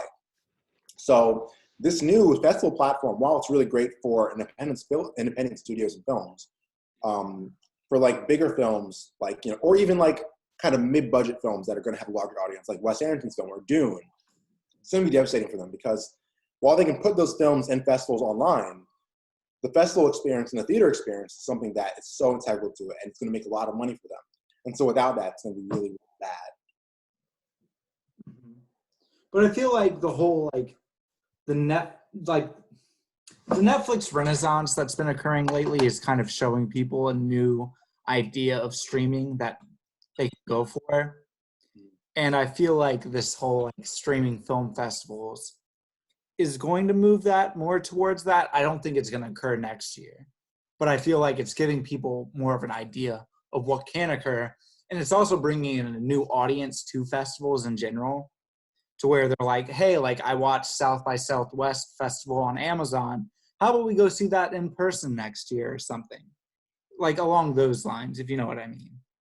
And well, I also feel like, at least for me in the past, I think for a lot of people, a lot of films that have premiered at like Sundance, South by Southwest, Fantastic Fest, Toronto, like all these different film festivals, you know, they get the initial buzz at a festival and then find a whole new life on streaming, you know. I can't tell you how many times I've listened to podcasts or read articles about a movie, and then a year later I'm scrolling through Netflix and it's like, oh wow, there's that movie that I heard about one time. I'll watch it, you know. And I think this is getting rid of the time. This is just saying, hey, here's a movie people have been talking about. It's a part of this festival. Check it out, you know. And kind of what Brandon was saying, it can only be beneficial for independent studios, I think. Yeah. Because I also compare, I think streaming is really similar to the boom of movie rentals in the 80s and 90s, and how so many films can have second lives on streaming. And I think about Tucker and Dale versus Evil. You know, that was a movie that premiered at film festivals and got rave reviews and audiences loved it, but no studio really did anything with it. It didn't get a big release in America. And now it's one of the mainstays of Netflix, and a lot of people have seen it. Whenever I ask anybody if they've seen it, they're like, yeah, I randomly watched on Netflix, and now it's one of my favorite horror comedies, you know? Yeah, my story with Tucker and Dale versus Evil is my dad bought it from the Food Lion DVD section, and he watched it with my mom, and my mom hated it and he loved it. And then he ran upstairs and he was like, Landon, you have to come down and watch this right now with me. And then we watched it 2 times that night, because at the time that I watched it, I haven't watched it since then, I think. So good. It holds up. The time I watched it, it's one of the funniest movies. It holds up. It's laughed at a movie in a while. Do you know what I mean? It's just it's so funny. Every joke hits. And well, I was gonna say with Tucker and Dale versus Evil, the way I was talking about with festival films, and then I watched them a year later, that was a film I knew about years before it went on Netflix. I'd heard people talk about it, hey, this premiered at South by Southwest and it blew up, and then it just didn't get distribution for 3 years. I think it was a long time before it got released. So then when I did see on Netflix, I immediately watched it. Then I showed it to all my friends, and I watched it more times, you know, and I think a lot of movies from festivals are going to find a life like that, you know. I think a lot of movies are going to receive that, and this is the first step towards that. I still need to watch that on the side note. Great movie. You really should. It's fantastic. Has one of the best, silliest twists of all time. Okay. Speaking of festival stuff, though, just announced today, there's a new festival. It's going to be coming out in June, or beginning of June. It's the We Are One Festival. And it's all the biggest festivals in the world, basically. Cannes, Sundance, Toronto, Tribeca. They're all coming forward to bring up a line of classic and new films. And we were talking about South by Southwest and Green Knight earlier. It's going to be really interesting to see whether or not they put a lot of these bigger films on that festival, because that's going to be really telling us how much faith the studios and how much faith the filmmakers have in this new market and this new kind of distribution. And it's going to be very, very telling and very interesting as to what, because I'm waiting with bated breath as the announcement of the program, because that's going to be very, very interesting.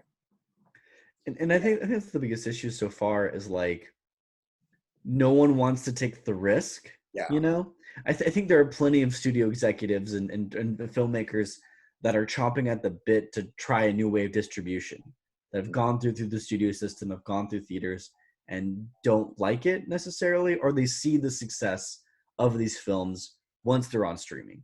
But I think no one wants to take the financial risk, especially right now, to really, go for it. Mm-hmm. I don't know. I'm very much in the same lane as you, Brandon. Just waiting on like bated breath, I think you said, just to see what they announce within the festival itself. Because I think this festival will definitely get much more of an audience than this South by Southwest Amazon Festival that is occurring, because it will be on YouTube. Right? Yeah, free on YouTube.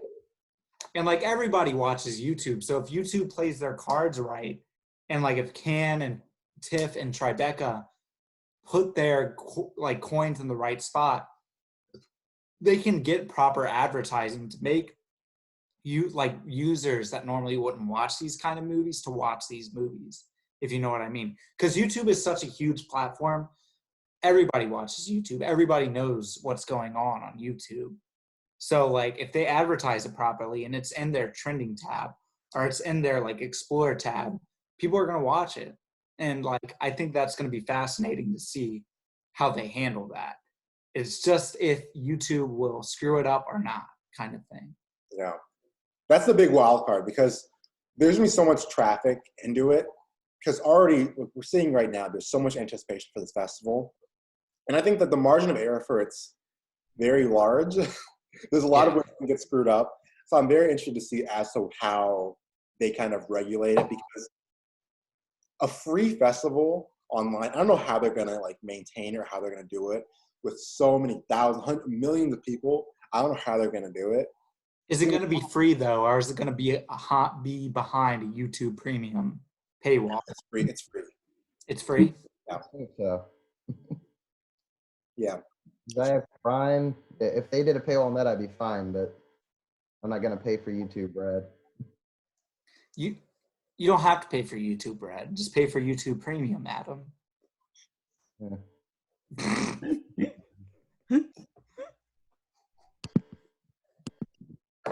But yeah, speaking of festivals, Pink Floyd The Wall. Yes. This was my pick for the movie we watched this week.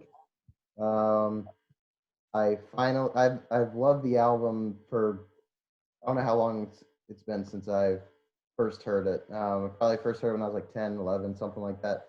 But I finally watched the film version last August, and I loved it. And it was my pick for my first pick for our watch parties while in quarantine. So I know we talked a little bit about it after we watched it. I still love it, but I know you guys had some differing opinions on it. So I'll let you guys go first, and then I'll talk about what I love. Before we talk about it, can you explain the movie? Yeah. So basically, The Wall as an album is basically if you look at all of Pink Floyd's discography, it's Roger Waters' brainchild. It's partially based on his real life experiences of losing his father in World War II and the rise to fame that bands and rock stars experience. And it's doesn't okay, I'm good. It doesn't go into like the band dynamic that Pink Floyd had, but it's just kind of the point of view of a disillusioned rock star and the disconnect with fans, and kind of also looks at kind of like the holier than thou of mentality that they might have. And the movie is basically a projection of all that into film from the music. Some of it, the movie largely uses the songs from the album. There are a couple of songs that aren't on the album that are in the movie, and a couple of songs that aren't in the movie that are on the album, and vice versa. But overall, it uses most of the music from the movie, and it's 80% live action, or 85% live action, 15-20% animation. The animation was done by Gerald Scarfe. It's arguably the most famous part of the movie. It's probably my favorite part too. But yeah, that's all I got. Okay. It's an interesting movie. It is interesting. What do you guys think about it? Well, I think so. I'll just say, like, so going into Pink Floyd The Wall, I have no experience with Pink Floyd. I have no experience with this album, with this movie. Yeah. The closest I got was a friend of mine gave me a copy to watch, and I got 5 minutes in and gave up back in high school. That's literally the only experience I have with Pink Floyd at all. And so for me, watching the film was interesting because a lot of it was just trying to keep up with it, where I was trying to figure out the narrative and how it was portraying itself and the flow. And it took me probably 40 minutes into the film, 30 minutes in, to sort of let go of that, to sort of go, okay, well, this isn't really a traditional narrative. This is more of like conveying emotions and moods and then like connecting it all. And like there's sort of a narrative if you want to look for it, but really it's more about the imagery and the metaphors and tying those into different themes and ideas, which, you know, makes the film version of The Wall, I think, a very fascinating, high budget, you know, art film, where it is something that's very, for the time, I think even now, very experimental. Like I can't think of anyone that's even done something like this, you know. Like I think the closest thing I can think of is maybe like Beyonce's Lemonade, you know. Like I don't know if there's anything else that really First comes time close. Beyonce's Lemonade and Pink Floyd's The Wall has ever been mentioned in the same sentence there. So, I mean, it's both great music, just, you know, very different. But it's like, I mean, I would argue ultimately Beyonce's Lemonade is probably more successful than Pink Floyd The Wall, because I think The Wall is. don't you dare, Adam. Don't you dare. I'm going to reach to the screen and beat your ass, okay? Don't you dare. I still haven't seen it, so I can't comment. That's all I was gonna say. But I think that the problem with The Wall is that it has so many ideas, and it like clearly was made with a lot of love and passion, but it may not have been extremely well thought out as a film. Like it just kind of, it's a lot of interesting things and a lot of great imagery and songs and emotions and ideas and metaphors that admittedly are very obvious but are portrayed in very fascinating ways that never fully fit together. And so it doesn't work as a traditional film, but it works as an interesting, it works as an album, you know, it works as a series of music videos that portray a mood, but I don't know if it works as like a narrative.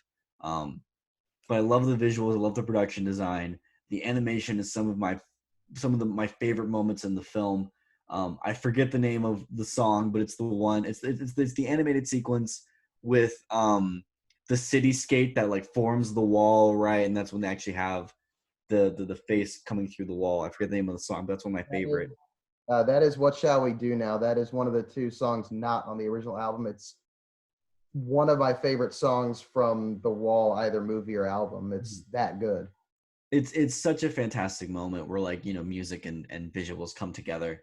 But the animation is so like that sequence, the animation is probably my favorite or one of my favorites in the whole movie. Yeah, and it's just, again, it's a movie that like I really admire and I really appreciate, and it's something that like I don't know if I'll ever watch the whole thing again, but there are scenes I will look up. There are moments I'll remember, and it has made me want to listen to the album itself and like learn more about Pink Floyd. Because with the album, every song flows into each other, and then it cycles back around to the end of the 26th song cycles back around to the first. It's they planned it out like that. Like a wall. But I will say I appreciate you all giving it a chance. That's what us doing these watch parties is about. Like, I don't watch anime. I gave Miss Hakusai a chance. Whatever Landon suggests, I'll give that a chance. It's I appreciate that, and that's what this is about. My movie is Big Booty Pog Takes BBC.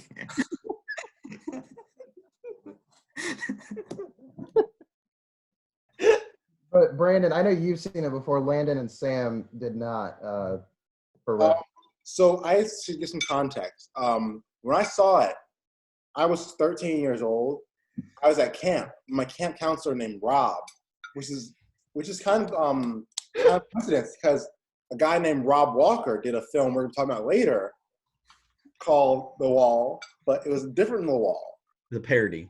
It was a parody of The Wall, but better? I don't know.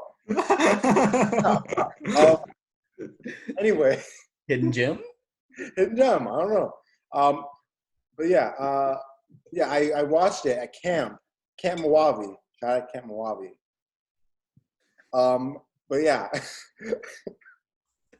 I watched it and I was like, whoa, this is crazy. Look at the animation, all the colors. Like violence, like creativity, no. School children into blenders, yeah.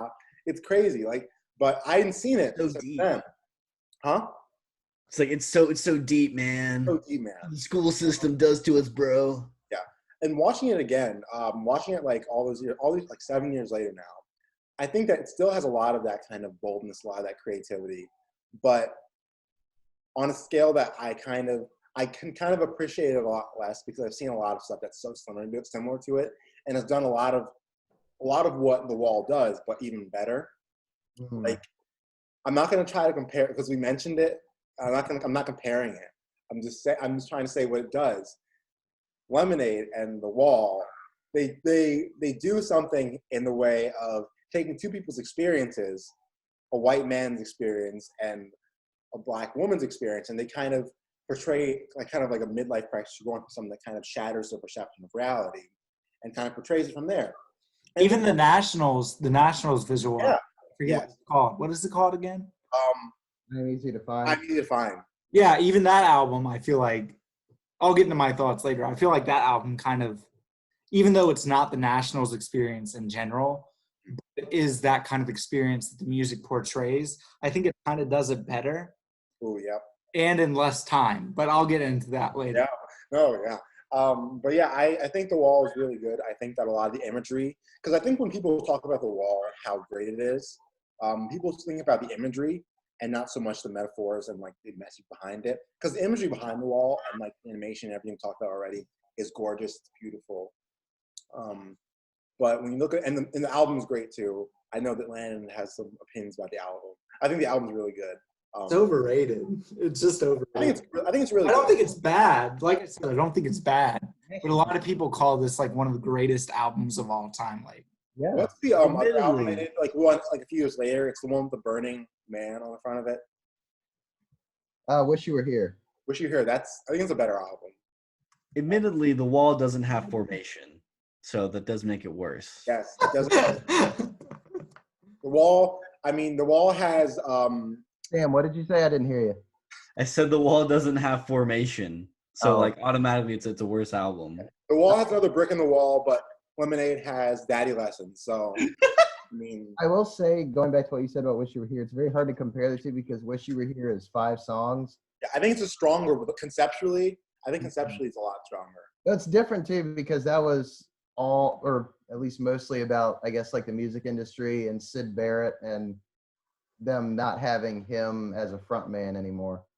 But yeah. Because I also noticed, Brandon, you dropped it from 5 to 3.5 on Letterboxd. Yeah.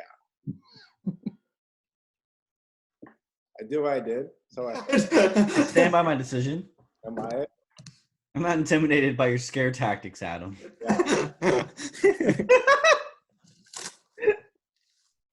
I showed you The Wall. Why didn't you give it 5 stars?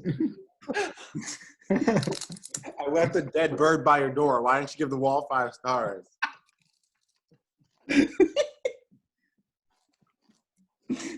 Landon, what Landon's eating right now is what this movie's for. Cut that out. Very dry, very bland, very boring. No, what is it though? Huh? What is it? It's tortilla chips. Oh, that was something else. All right, never No, I think like I said, I agree with almost everything Sam and Brandon have said so far. Where I think there are a lot of interesting visuals, and I think a lot of the ideas that they're trying to portray are very ambitious, but none of them pan out in the end. I think it's 3 different stories that are occurring at once, and none of them connect in a way that makes me feel anything.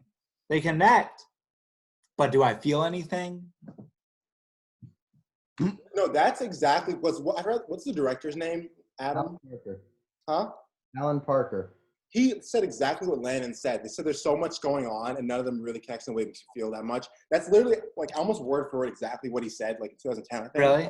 Yeah. He said like I'll try to find the quote, but like that's like he said something very, very similar. Yeah, they're like, yeah. It's just like I don't feel anything. The only time I feel things are during the animated sequences where I'm like, wow, that's really cool. Like, oh, go ahead. Yeah, it's just like there's a lot of visuals and moments where I'm like, I could have thought of this visual to portray this idea when I was like 16 in edgy. Do you know what I mean? Like, I'm going to make all the kids march in order like an army and wear masks because they don't have an identity. Screw it. They're just another brick in the wall, man. And I'm just like, all right, cool. I'm not entirely convinced that they set out to be completely subtle, like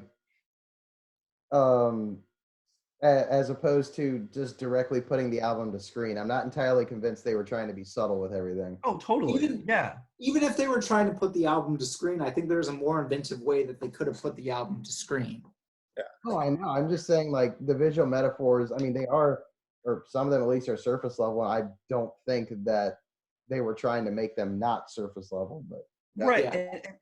But I think that's like ultimately part of the problem, right? Is like they didn't strive for more, you know? Like how like the imagery is striking, but if you try to really like put it to the metaphor, really think about it, it's like kind of what Landon said, it's like, yeah, this is what a 13-year-old sketches in their notepad when they're in detention, you know? And it may be a great image when you get like a Hollywood budget and you like make it real, but it doesn't make it a deeper, impactful image. And I think that's like the case with what Landon was saying is like, you know, there's that missing emotional investment, right? That for me can excuse a lot of unsubtle imagery, you know? Like I think about the movie Blind Spotting, which is not subtle in any way. Blind Spotting is very in your face about what it's about. But for me, what works about it is you get to know these characters and you get to care for them so that when metaphorical things are happening to them or very obvious things are happening, you're invested, even if it's still the imagery is in your face, you know? Yeah, like in Pink Floyd The Wall, the main character just sits in a chair for 80% of the film. You don't hear any dialogue from him the entire time. The only dialogue that you hear from him is sung. And like, I'm not saying that that's wrong to do it that way. Like, I understand the vision that they were trying to go for. But to bring back I'm Easy to Find, this is another like visual album that has a person never saying any words, but the performance tells the story. You know what I mean? Like the performance in Pink Floyd The Wall doesn't really tell a story.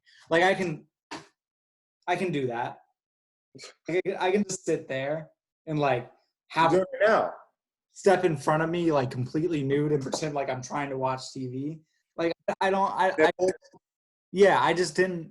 I understand what it was going for, but I just didn't have the emotional connection to feel why he was in that place where he was just sitting in a chair, absolutely depressed.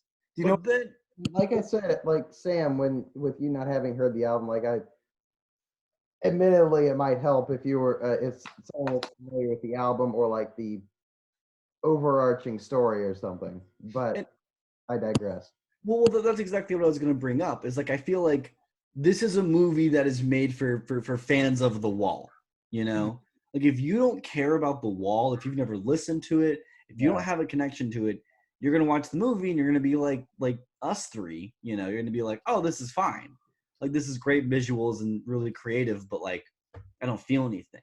But if you're a fan of The Wall, if you know the story and you know it, like you know what happened with everything, then you watch the movie, you can go, oh, I know why he's acting that way. Yeah. As someone who doesn't know anything about The Wall, I see a guy sitting in a chair and go, what are you doing? Like, I don't care about you.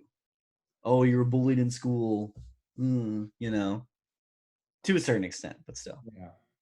Yeah, like adding on to what Sam said, like I said this after we watched it, like if Car Seat Headrest made a short film or just a film in general to their album Twin Fantasy, which is one of the most important albums to me personally, I would eat that shit up because I've listened to that album a countless numbers of times. I know the story that it was trying to tell within its concept.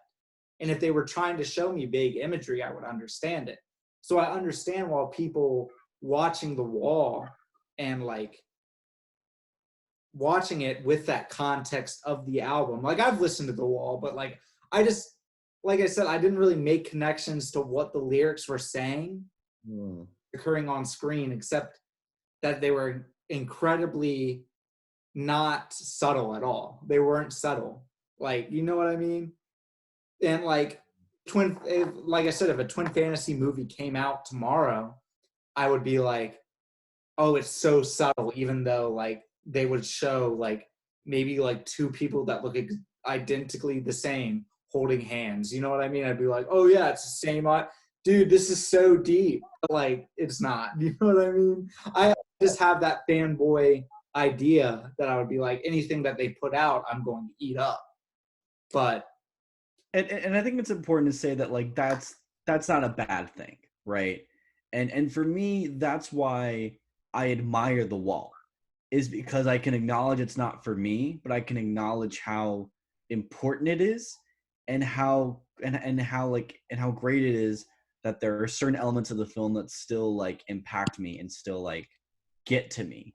Even if I know nothing about Pink Floyd and know nothing about The Wall, I still appreciate what it's doing in it and can acknowledge its importance, and am really happy for the people like yourself, for like you, Adam, that love it, that just are so fulfilled by it. Like, I am so happy you have that. I wish I could have that. Like, you know, like if like Adam with Car Seat Headrest, like if I had any other band like Twerp or anybody just make like a visual album, like yeah, I'd be all over that and I would have an incredible experience. But I wouldn't really expect other people to like share that, you know, like it's so personal. Yeah. And admit it, it's certainly doesn't help because like on Wikipedia, it says that the director, Alan Parker, and Roger Waters, who's of course member of Pink Floyd, and Gerald Scarfe, the animator, frequently just butted heads during production. So probably didn't help with that, but it still turned out pretty good, at least to me. Mm-hmm.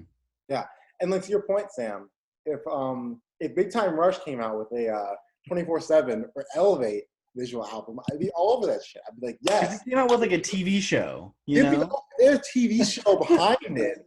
Bro, my worldview would be blown apart. Like, I wouldn't know how to. I would come everywhere. Like, I wouldn't. So, like, I get what you mean by that, Adam. But, like, so it's not Big Time Rush, and it's not subtle. If we're talking about our one is a bigger sin than the other. It's up to the audience. Because Pink Floyd is not my favorite band, but Pearl Jam has come out with 2 documentaries, and they're both great. So I'll just put that as a side note. Yeah, like Car Seat Headrest came out with a documentary on Tidal, and I gave it 5 stars, but I can recognize that it's not a great documentary. It's just them going on tour. Do you know what I mean? Like I think it's a 5-star documentary, but anybody that isn't aware of it, I'm just like, you guys wouldn't like this. Well, it also kind of goes to the film we watched for documentary a few weeks ago, about Bomb the music industry. Like, it's a really solid documentary, but you definitely get more out of it if you were already a fan. See, that's where I disagree about that documentary, because I didn't know anything about them. It might just be because I'm interested in the genre of like pop punk and just like emo punk in general. Might have been why I was so interested in it. But I still like enjoyed that documentary a lot. Like I gave it 4.5 stars because I think it's an interesting documentary. Yeah, I thought it was good. It's just there's like that disconnect that I guess like for like that you guys might have had with this. Yeah, you know what movie I didn't have a disconnect with is The Wall, done by Nostalgia Critic. Yes. Okay. Yes. For reference, we watched this for the meme right after we watched The Wall, and I have never seen it in full. And when I did, it gave me instant depression. So, Okay. So, let me. All right. I have Tag. No, let me. All right. You know what? Before you guys shit on Doug and Rob Walker, or Altura Kings, they are the Alfonso Cuaróns of YouTube. All right. They write their own stuff. They edit it. They direct it. They star in it. Like it's unbelievable. Like I don't remember Alfonso Cuarón mistreating all of his employees, and also being like a douchebag. Yeah. Like let me play devil's advocate though, okay? In this case, they are the devil. Like Rob Walker is the devil. But let me play out devil's advocate. All right. I don't know a lot of filmmakers who can make something so self-reflexive and come off as such douchebags, but make a film that is as equal to their personalities as it is to like the quality of the film. Yeah, have 15 ads in it. Fuck it, we don't care. Good shit. Hulu, we're gonna eat your ass. Do it. Put as much ads on here as you want to. This is your video. We don't care. So coming to the opposite of Pink Floyd's The Wall, coming to Nostalgia Critics' The Wall was very interesting for me as someone who grew up watching Nostalgia Critic and being a big fan. And I admittedly haven't watched his stuff in a year, 2 years, I guess, ever since like the whole what was it called? Break Channel or what? Sorry? Channel Awesome thing. So. Yeah, like their whole controversy came out. I just gave up on them and I was already on my way out.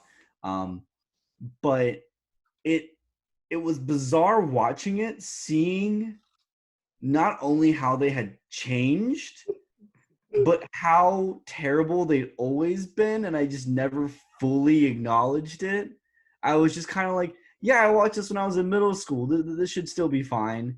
And then like watching it now and going like, oh, they just have more money now. Yeah. They're just doing the same things they've always done. They're making the same bad jokes. They're like still like self-reflexive and like egotistical. But now they just have a lot more money, and one of the guys from Slipknot, you know, like, and like weird 3D animated fetish characters. I never really got into that. Like, I guess he's still affiliated with him. I still watch like the Cinema Snob on YouTube. Like, I think he's funny. Like, I enjoy his content. But anything else, like, I don't think I really ever tried to get anything else that Channel Awesome did other than like I maybe watched one nostalgia critic video like years ago, and I was like, nope, this guy annoys. Man, when you're 10 years old, that's the funniest thing in the world. What? Sorry? When you're 10 years old, 10, 11, 12, Nostalgia Critic is the funniest thing in the world, man. When he talks about the 90s PSA short film where all the animated cartoon characters come together to tell you not to smoke weed, man, that was the funniest thing in the world to me. Now I look back on it and go, God, I could have been doing something with my life. It could have been like productive. Not watch that video 10 times. But yeah, like he just annoyed me. Like I never really got into him. I know I told you guys like now like there's like that movie side of YouTube. Like I'll watch Ralph the Movie Maker or like Red Letter Media, but outside of them and like the Cinema Snob, like especially like with Channel Awesome, like I've never really gotten into them at all. You're just a hater, Adam. Yeah, definitely. Hater. And well, to focus more on Doug Walker's The Wall, it's a fascinating train wreck because it's difficult to tell how serious they're trying to be. I feel like because there's this tone of like nitpicking or like criticism. That's like we're pointing out the real problems with this movie.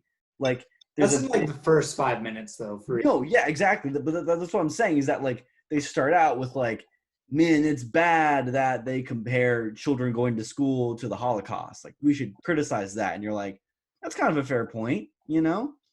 And then they get way too absorbed into the fact that they're making a musical. Yeah. So they just kind of make The Wall. Like they just kind of make an abridged version of The Wall after that.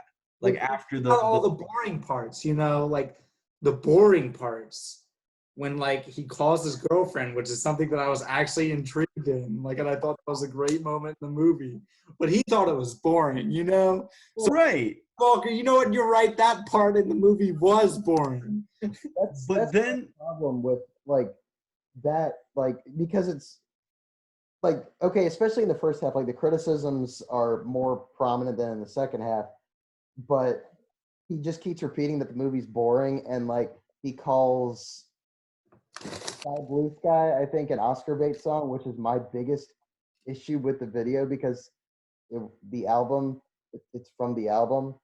But yeah, like the criticisms just kind of go out the window when they start. We've already come this far. Let's remake it as much as we can. And it's fascinating because then like in the second half of the video, it kind of just becomes like Doug and Rob complaining about the internet and like there's theories on characters, you know, like they do the hashtag thing, and it's like, okay, this isn't really about you know, The Wall anymore. This is just you being mad that people called you out for being a terrible boss and human being. You know, this is just you being upset about that. What's the makeup he puts on his face? It's like, you hate. Yeah, you hate, put who you hate here. Yeah, exactly. And it's like, he's kind of we've got to point out all the ad breaks too. And the cringy ads that he made himself. So okay, so there's like 5 ad breaks, and then in between 2 of the ads, it's like Charlie Chaplin pantomiming. Charlie Chaplin. It is. The video is like Doug Walker is the 21st century Charlie Chaplin. Tweet. He's the new silent clown. He's the digital clown. Okay. But yeah. God, yeah, no, it's. And then they just kind of like, they don't know what to do with the rest of the video. So they're like, hey, guy that makes 3D animated fetish monsters, do you want to just like do a thing? And we'll just superimpose Doug Walker into your thing? And he's like, yeah. So it's this whole like intricately like choreographed and like animated, like 3D animated musical number that's supposed to be like the end of trial, but it's also like a criticism of the fact that they have animated sequences but don't expound on the characteristics of the animated creatures. Yeah, like this thing to me, it's so funny. It's such a weird argument. About any of the animated creatures within their version of The Wall. Yeah, like it's certainly like, man, The Wall had a lot of creative, interesting characters. Why, you know, we should do that. And then they just show off a bunch of weird looking characters and they're like, wouldn't it be cool if you knew more about these characters? And I'm like, no, I don't. Stop. I just want to watch a review of The Wall. What are we doing here? And then he like gets to the end and literally their like final thesis is just the movie's fine. Like they literally tell you everything they just did was worthless and you've wasted your time as a joke, I guess. And then my main criticism with that part in the documentary, or not documentary, that part in the movie, how The Wall is a documentary I'm just trying about the psychological torment and demoralization of Doug the Walker brothers. Yeah, I was just trying to figure out what his criticism about the movie was while watching it. And then all of a sudden, Doug Walker throws in this whole thing that just makes me horny. I'm so distracted from everything that's occurring because I'm so horny. Landon, this is your Hobbs and Shaw. This is my Hobbs and Shaw. I was just so horny the entire time. I'm actually bursting a tear right now because the pictures, they were so damn thick. It's good you can't see my lower half right now because, like, literally up to my nipples. You can see my dick is like up to my nipples. That's how. Good thing you can't see my lower half, right? Yeah, that's my main criticism. Doug Walker, why'd you have to make me so horny, dude? No, but yeah, what Sam was saying about how the end just kind of just ends out of nowhere. And it just stops. And they're like, all right, well, how do we end? Well, let's all sing the SpongeBob theme. Okay, I guess. That's cool. So I guess they just had Corey Taylor for a day. He had one day off on the Slipknot tour, and he was like, yeah. He happened to be in Chicago. And they're like, all right, come on in. If I wasn't horny enough, and he puts in an advertisement, he puts in a public service message where he's like, oh, feed the homeless people. And if I wasn't horny enough, honestly. Social media accounts over it, which is the most hypocritical thing I've seen in a long time. Like, oh my God. I would be lying if I didn't say I enjoyed Doug Walker's The Wall more than Pink Floyd The Wall. But I also recognize that Doug Walker's The Wall is terrible. Like, it's not even a star on Letterboxd. It's like legitimately bad. But I enjoyed it so much. Every moment of that.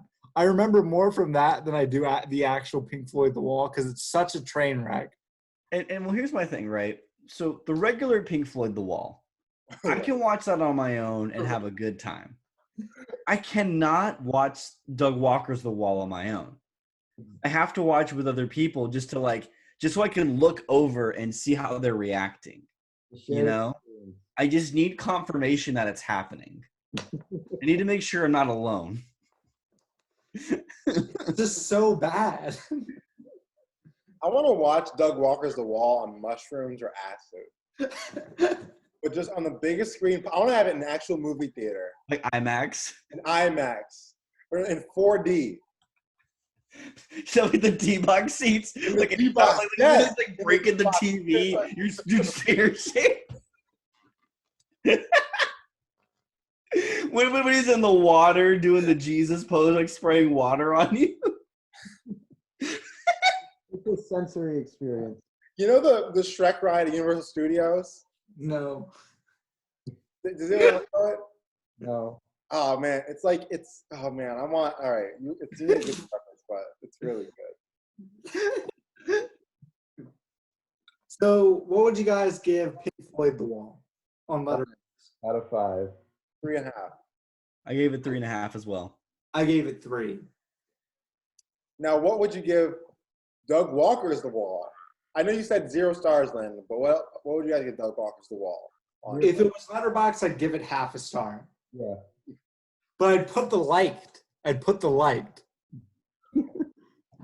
remember it was on Letterboxd for like a day when it went up, and then someone shut it down off there. I'm conflicted if I give it my Cats review or if I give it my real review. Because my Cats review is based on the experience I had, which was seeing it with Landon and some of our friends on opening night instead of seeing Star Wars. And then Cats and afterwards, Cats made me sicker than I've ever been in my entire life. I literally was unable to work for an entire week because after seeing Cats, I called my friends and screamed in the car for 30 minutes, where it damaged my throat and then left me open for disease. No joke. Then admittedly, Doug Walker's The Wall did not give me a similar experience. So I think I have to give it my actual Letterboxd review, which is I think half a star as well. But the like, yes, the like will still be there. Hit that like button, folks. Smash that like button, everybody. Can we get to 15? I want you to smash that like button. Just destroy your computer. Break it in half. I need you to shove it up your butt and then sit on it. That's how much I know you need like. Make sure you hit the like button while you're doing it so many times. So many times. Hit it with your rectum, okay? That's why I need you. All right, Brandon, if we get 100 likes, I want you to recreate Doug Walker ad break. I will. Okay. Yeah. The honey ad break. Where you're just so First. shocked that honey Motion for motion. You gotta run between your computer and your door no less than 15 times and speed it up to 3 times. You do like a stop motion version where you pause on every frame of his video so you can recreate it. And it's like you speed up to 24 frames. I guarantee you my recreation of his honey ad will be better than the actual Doug Walker's The Wall. Probably. Yeah. Probably. Yeah. Wait, so Brandon, what would you give it? I'll give it like no stars. But the like. With a like. But the like. No. I acknowledge that I've seen it. I've seen Adam? Me? Half a star, no like, because it's blasted. Wow. Wow, we got a butthurt Pink Floyd right here. It ruined the integrity of Pink Floyd The Wall. It's just, Adam, what I took away from Doug Walker's The Wall is that the hashtag symbol is my Wakanda forever. And I'll stand by that till the day I die. Anytime I'm mad at somebody online, I just gotta remember hashtag. I feel seen by Doug Walker's The Wall. You feel seen? I feel seen.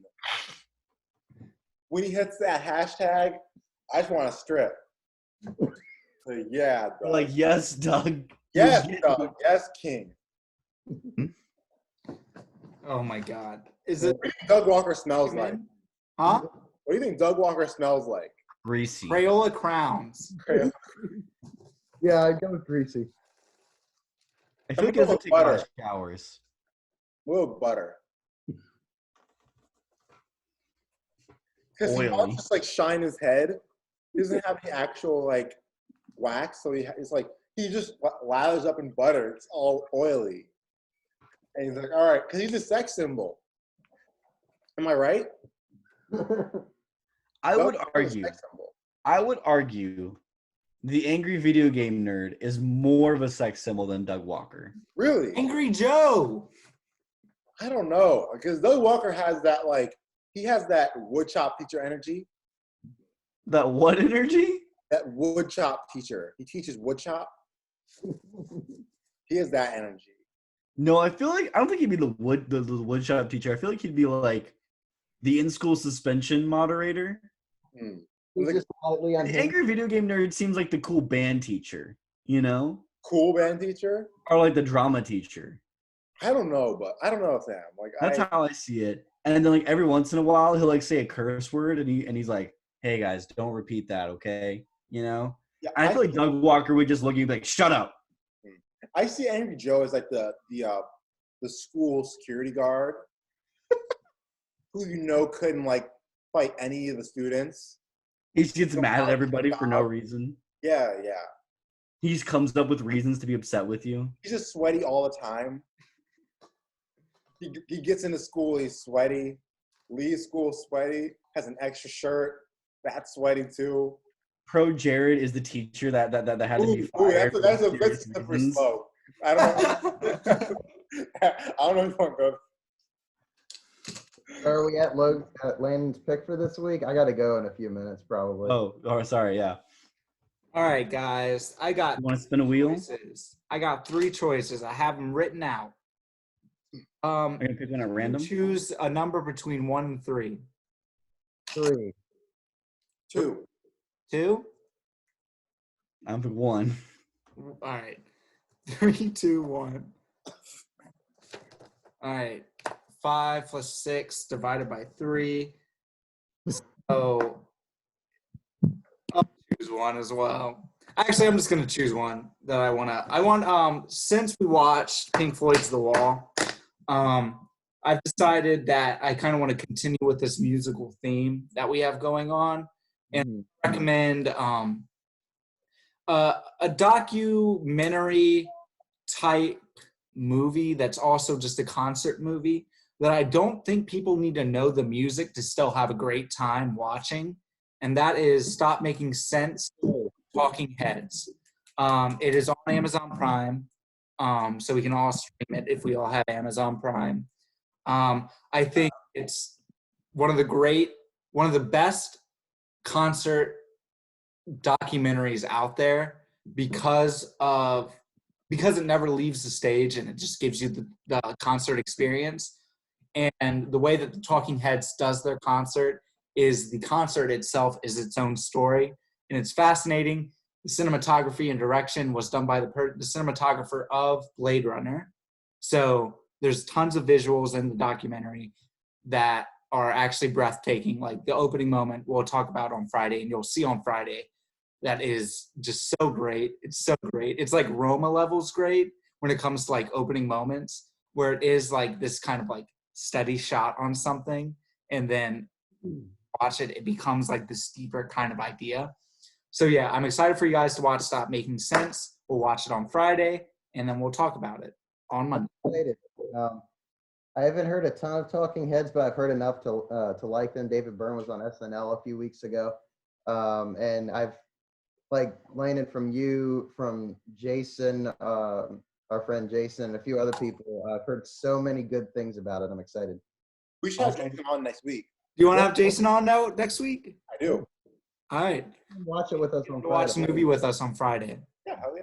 And we'll also, I'm not going to lie, I was going to try and watch it tomorrow night. I literally had plans to watch that movie tomorrow night, so I'll just hold off. Yeah, Stop Making Sense. Everybody watch it. And thank you for tuning in to Cinemania. Yeah, thanks, everyone. Bye, guys. Bye-bye.